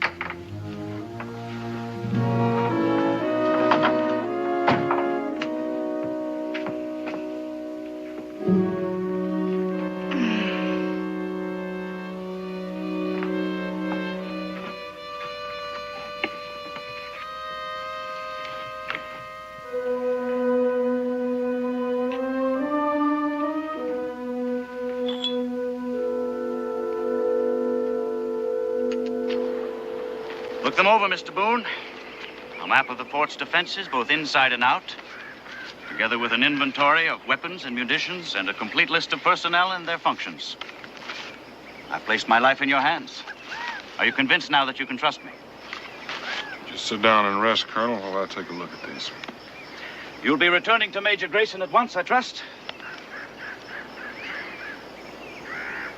You know, it would have been better had the American troops accompanied you so that I might effect a bloodless surrender right now. But I suppose the Major is encumbered with his prisoners? You know, I can't help but feel sorry for Lieutenant Governor Hamilton. He's a very decent fellow. Do your people really believe that he offered the Indians a bounty for every settler's scalp they brought in? I'm afraid they do. It's impossible. I know the man, you see. After my defection, I hope I shall be able to testify as to his good character. I doubt that your testimony will be worth much, Colonel. You mean because of my defection? My wife was right. You do believe I'm doing a dishonorable thing. Let's just say I don't understand it. But if you're going to give us Fort Detroit, we'll take it. And you'll get whatever was promised to you. All right, you'll have what you came for. When shall I expect the American attack? You'll be notified in time, Colonel. Right now, I'd like for you to come down to the river and point out some of those emplacements. I can assure you that map is correct. All right, let's be quick about it.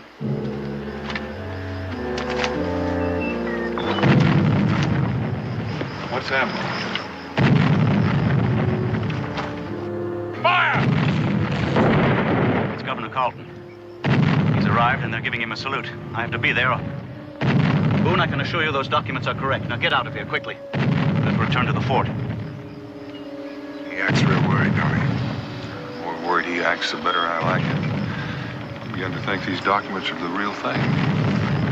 Dan, you're a real suspicious man. Just careful. We're not so rushed that we can't take time to wait around after dark to check some of those gun emplacements.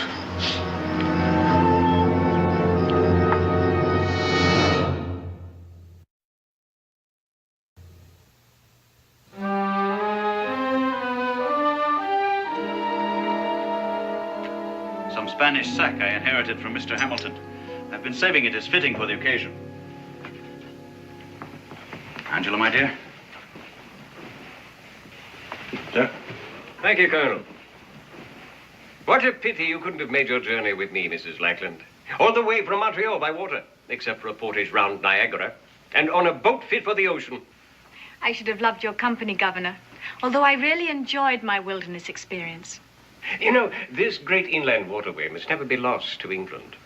And it won't be as long as we hold Detroit. You can rely upon my husband, Governor. I'm sure of it.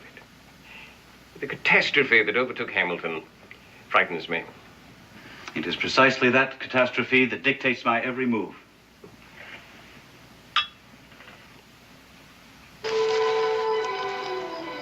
According to the map, there are gun emplacements up on that vantage point. Yeah, but if they are, they'll be mad. Well, I'm not aiming to attack it. I just want to make sure they're there before we head on south. Cully, why don't you swing around, see what you can find?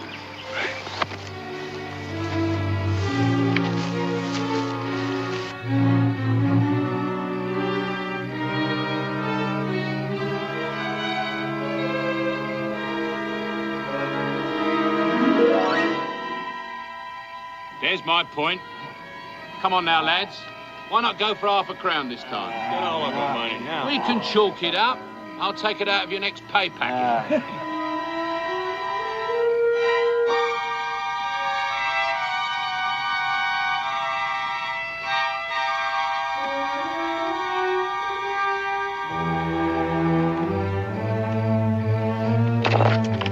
Hey, wait a minute. Hey, what's that? Someone's coming.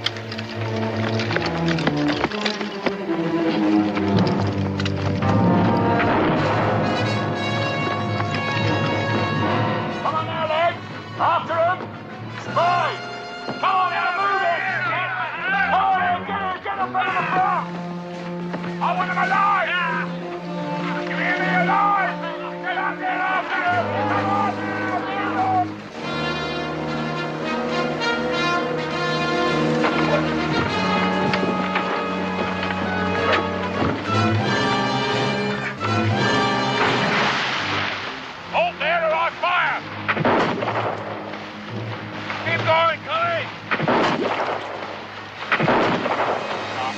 supplies to the Colonel.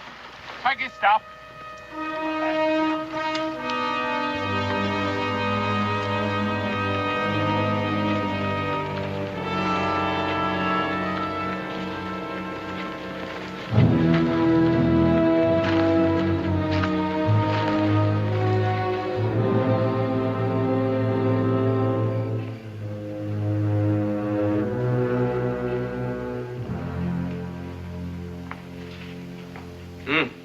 It's a daring scheme, Colonel.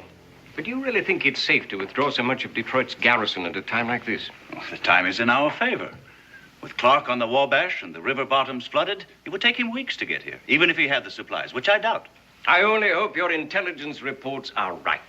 I'm sure of it, Governor. Just leave everything to Richard. Very well, Colonel. You have my approval to reduce the garrison by 50 men. I certainly hope it doesn't lead to another disaster. Thank you, Governor. Now I believe I'll say good night. Yes? I beg your pardon, Colonel, but here's a matter what can't wait. We caught this blighter here spying out our guns. He looks like an ordinary trapper to me. Oh, he's no trapper, sir. He had these papers on him. Complete plans of the fort, right down to an inventory of our supplies. Why, sir, he knows more about the place than I do myself.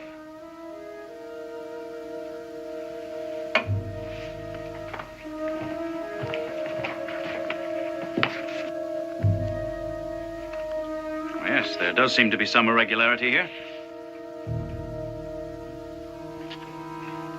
Colonel, may I?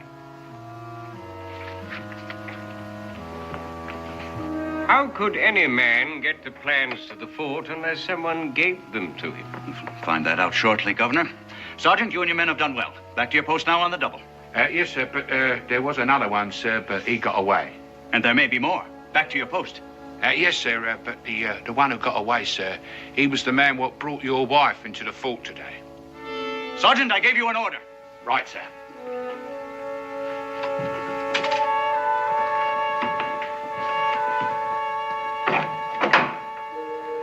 Mrs. Lackland, if what the sergeant said is true, then you should know this man, too. Since you refuse to answer, I'm forced to assume you do. Who are you? Where did you get these papers?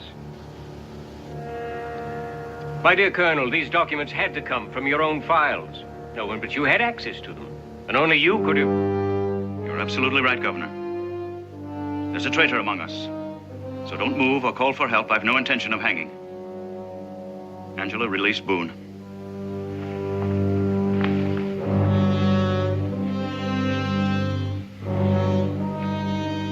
Use the rope on the governor. Tie him in the chair. Gag him.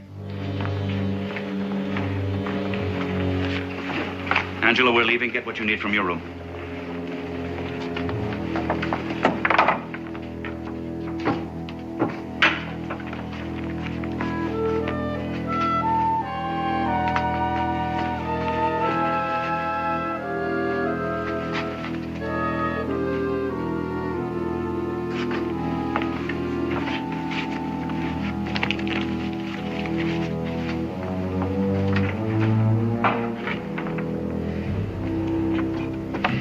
You bungling ox, out the door there.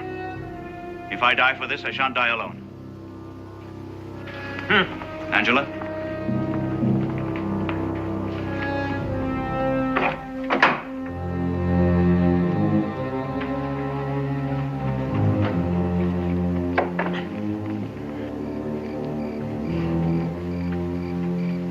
Open the gate. But, sir, I thought you were... Open the gate. Yes, sir.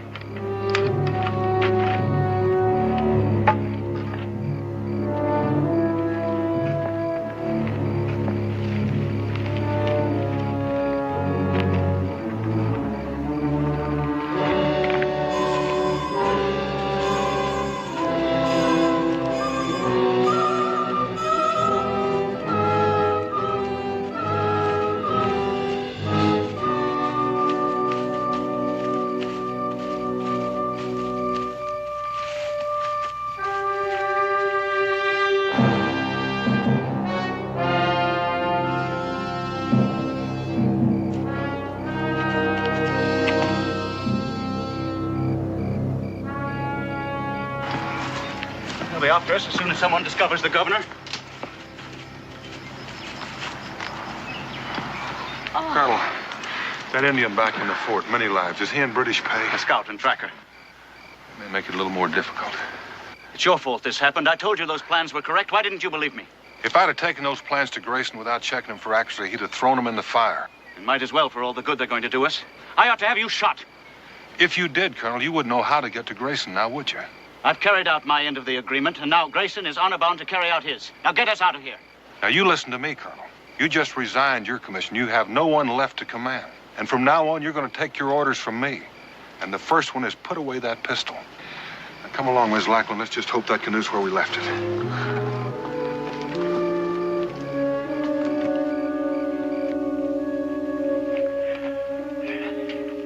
You saw the colonel and Mrs. Lackland? They have left the fort with the man called Boone. You can follow? Tonight? Tomorrow? A moon from now. I can follow. Good. We'll get them back, many lives. We'll get them all back.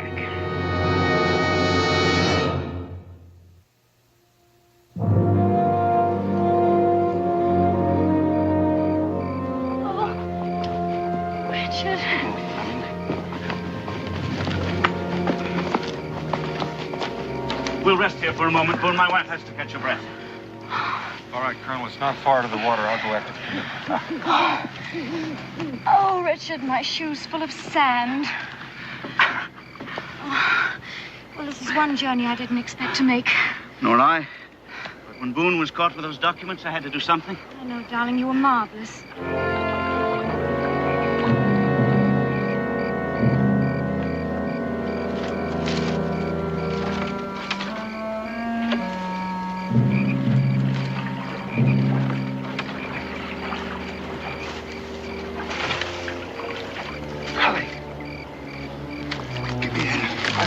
Halfway home. Oh, I didn't feel like swimming all the way home upstream. Come on, let's get out of here. It's not quite that simple. Fortunately, I got company. All right?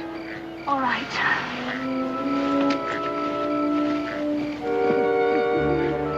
Wait a minute, you mean to say he's going with us? He saved my life. I reckon I ought to return the favor.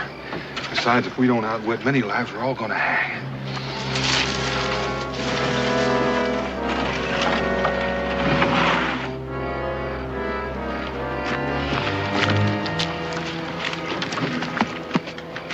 Get in, Colonel.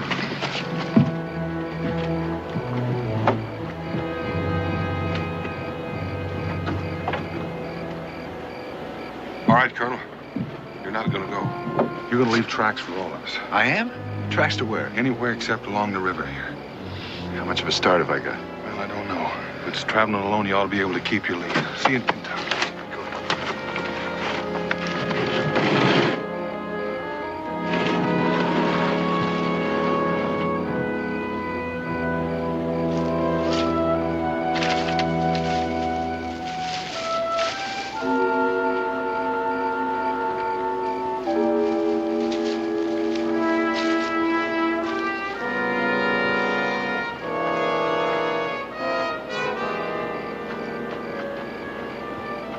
Colonel, if you're any good at using one of these things, start doing it.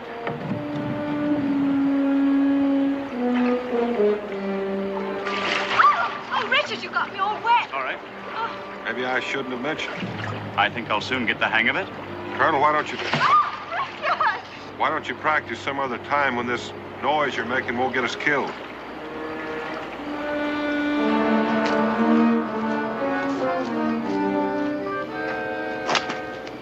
Now you keep looking for these tracks in the dark. Even the feeble eyes of my mother could see these. Right you are. Like someone was stomping armed. Yeah, would that mean they was running? Those who are being pursued often. You're very right there, matey. Running hard over the land. I likes that better than open water. Yeah, come on now. I reckon I can follow these myself. Come on. One does not follow a trail by eyes alone. What do you mean? The eyes see tracks. The nose smells the scent of flowers not in bloom. Really? The tracks lead south, but the scent of flowers comes across the water. I don't smell nothing. I will wait here. Run fast and bring a canoe. All right, then. You say so?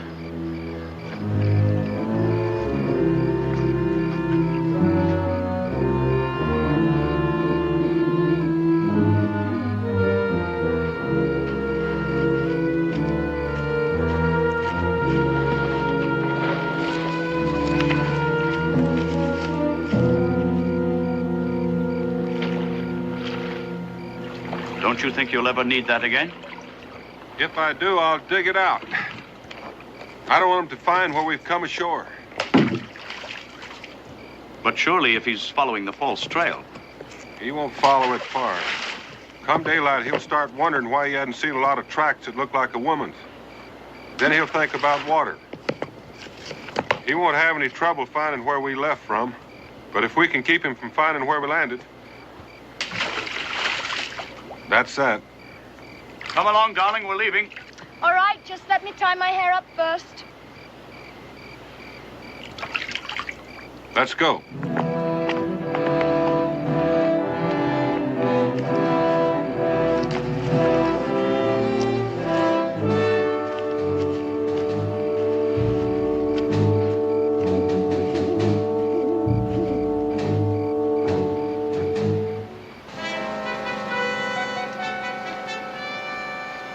Sergeant Perkins? Through here. Come on, Scott. This way.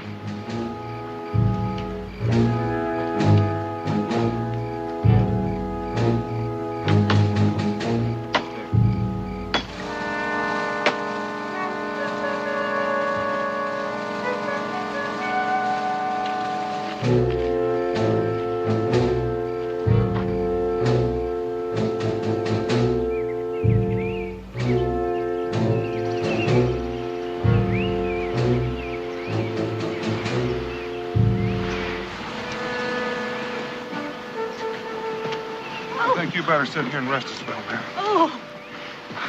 If there was anyone after us, Boone, we'd surely know it by now. I think we're safe. Angela can't stand much more of this. If we're going to rest here, well, I think better make sure that we're safe. What are you going to do? I'm going to do a little backtracking. You mean you're going to leave us here all alone? I'll be back. If you get hungry and you want something to chew on, there's some jerky in here.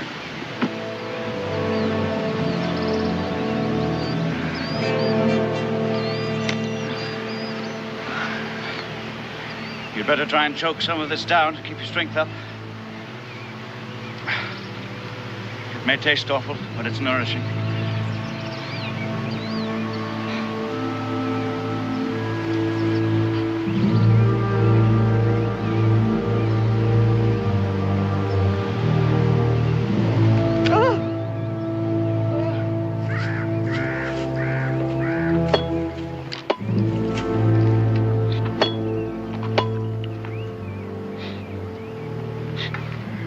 Far ahead are they? Or can't you tell? The hawk above can see them. We go slow.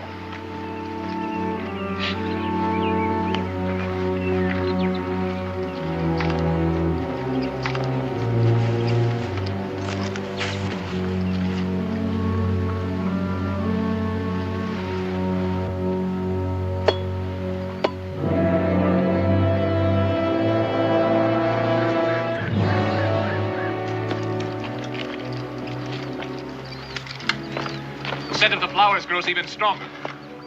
They rest somewhere ahead.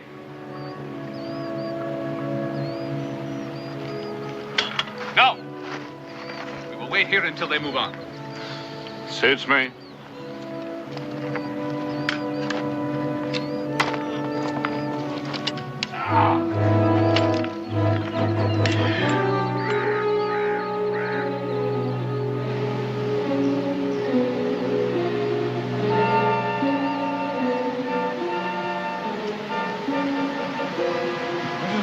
Take off that dress. What? Here, put this on. Over here behind the rock. Now, just a minute, Boone. You're not giving orders to my wife? Your wife is reeking of perfume. Well, of course I'm wearing perfume. Well, what else can a poor woman do when she can't take a bath? What business is it of yours, anyway? I'd say it's more your business than mine. Many lives and 2 British soldiers are coming up that valley. And many lives has been following this scent like a hound. I should have put it together sooner, except I've been surrounded by it night and day.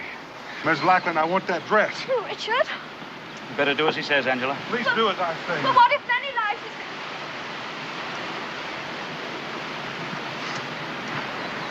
Colonel, there's something mighty strange about this. Yes, what? Many lives has followed this scent all the way. And with your wife slowing us down, they could have caught us. Why haven't they? They're probably waiting for the opportune moment. 2 rifles against 1 pistol. One moment's as good as the next. Yes, but they want us alive. The British give traitors a trial before hanging them. Well, they may want you alive and Mrs. Lackland, but the easiest way to accomplish that is by shooting me. Now, they haven't. I don't know what you're thinking, Boone. And another thing. Many lives is blazing his trail. Now, I wonder why. Probably so he'll be sure to find his way back. Well, he could find his way back blindfolded. He's blazing his trail so someone else can follow him. The question is who and how many? I've no way of knowing that, Boone. I can only repeat they want Angela and me alive. You wanted this? Thank you, Mrs. Lackland. Colonel, I want you to take your wife and going up into that little valley there. There's a stream there. Follow it as far up as you can. I'll find you later. If you know there's a stream nearby, then you must be in familiar territory. I've been here before. Here, take my pack. I want to travel light. Well, what are you going to do? I'm going to try to get rid of many lives. Now, you all go and I'll stay here and watch until you're well out of sight. Boone, if something happens to you, how will we find Grayson? You better hope nothing happens to me. But if you follow my directions, I'll take you to him by morning.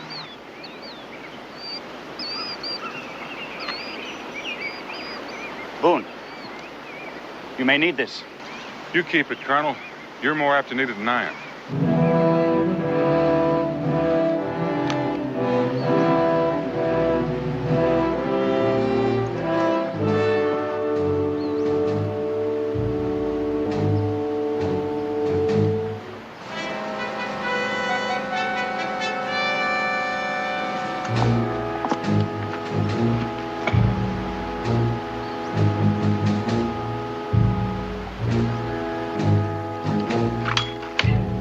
What's the matter now? They move again.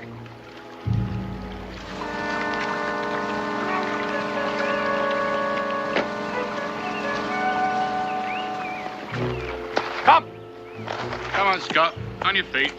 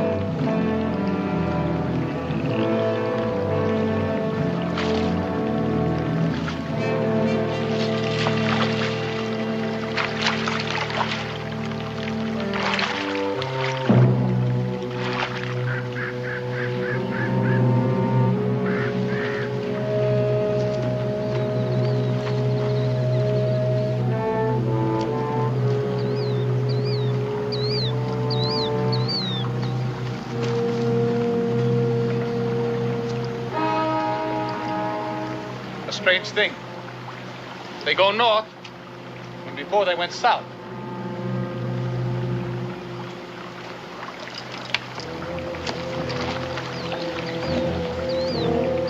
Strange.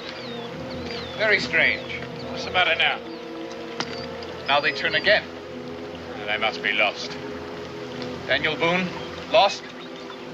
No. Perhaps he suspects and doubles back to throw me off the trail. But he does not succeed. Come.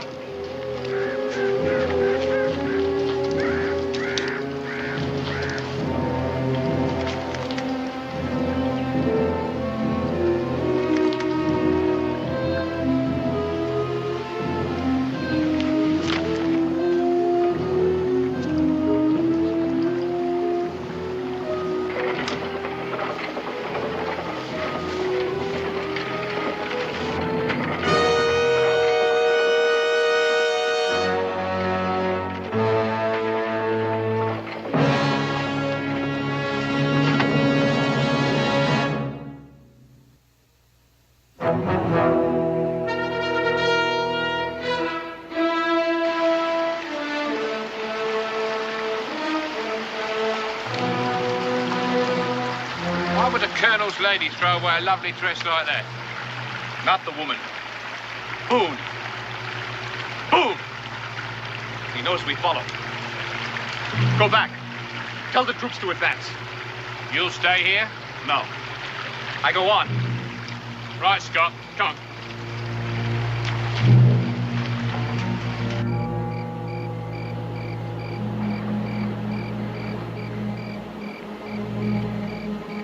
I wonder what's keeping Boone.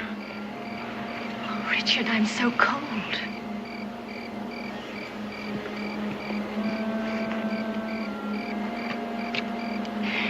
Suppose he doesn't come. Richard, what will we do if... Well, suppose things go wrong? It wouldn't be for want of courage on your part, my dear. You were magnificent.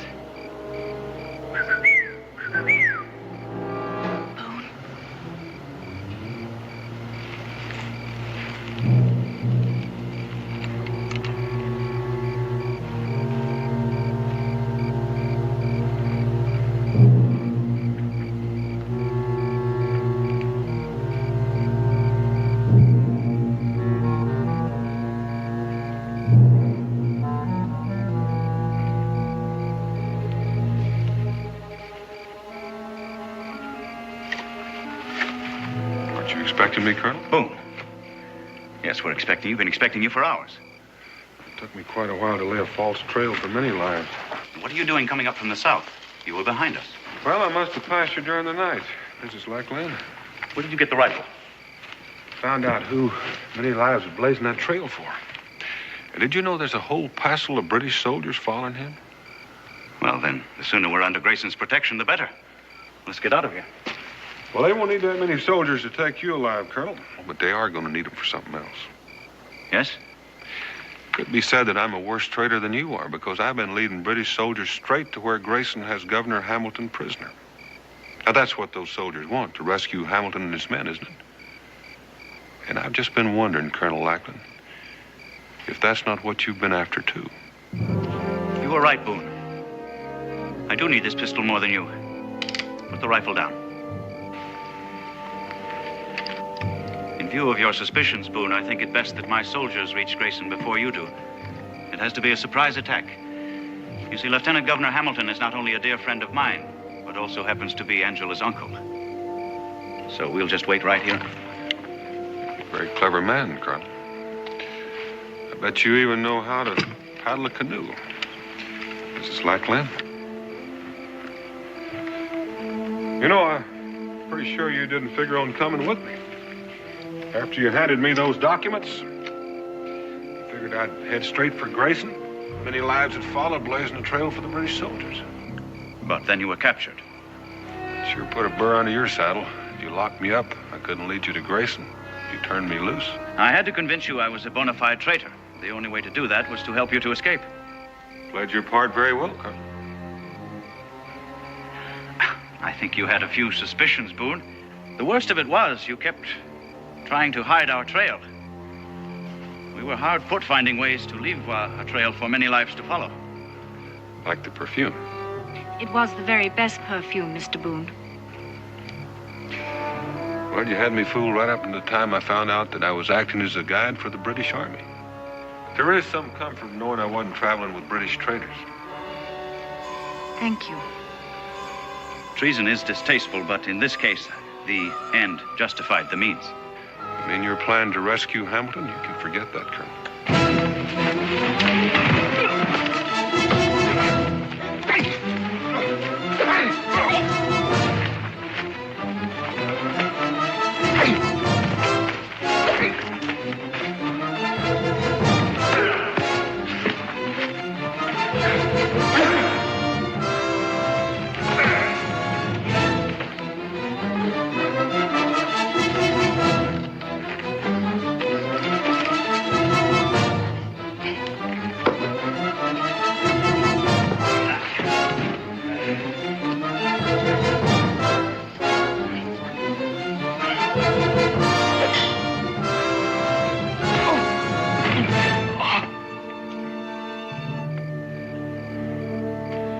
Wasting your time, Colonel. I've already warned Grayson.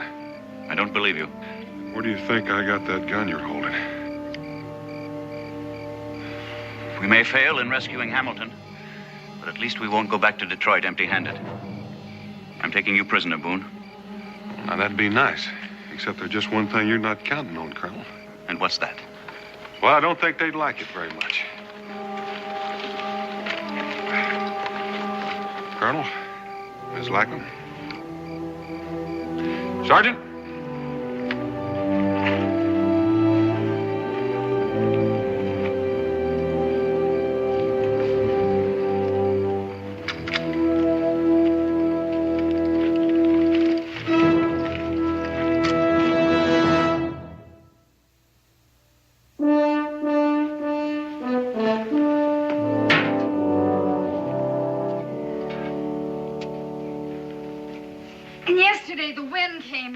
Blew my clothesline down. I had to do the whole wash over again. Oh, and Cincinnatus, to top it all off, has gone up on the price of flour. You left out Thursday. Thursday. Oh, Thursday was calamitous. The cakes I baked for Molly Malone's quilting bee fell. Oh, and butter wouldn't melt in Mrs. Gay's mouth when she saw them. And I ruined a batch of soap. Oh, and Daniel, the cabin needs chinking. Has Israel been behaving? Well, he's just trailing after Prather Beasley again. And neglecting his chores. You know, the wood box is empty. And he's completely quit bringing in the water. Well, I'll speak to him about that. Where'd you say you'd been? I said, where did you say you'd been? Oh, Fort Detroit. And who was with you? Oh, Cully for the most part. Becky, we need some more hot water. This is kind of lukewarm. Lukewarm, is it? Cully has been back in Moonsboro 3 days, and I never knew him to wear women's perfume. Don't you lie to me, Daniel Boone. Oh, that's cold. What's so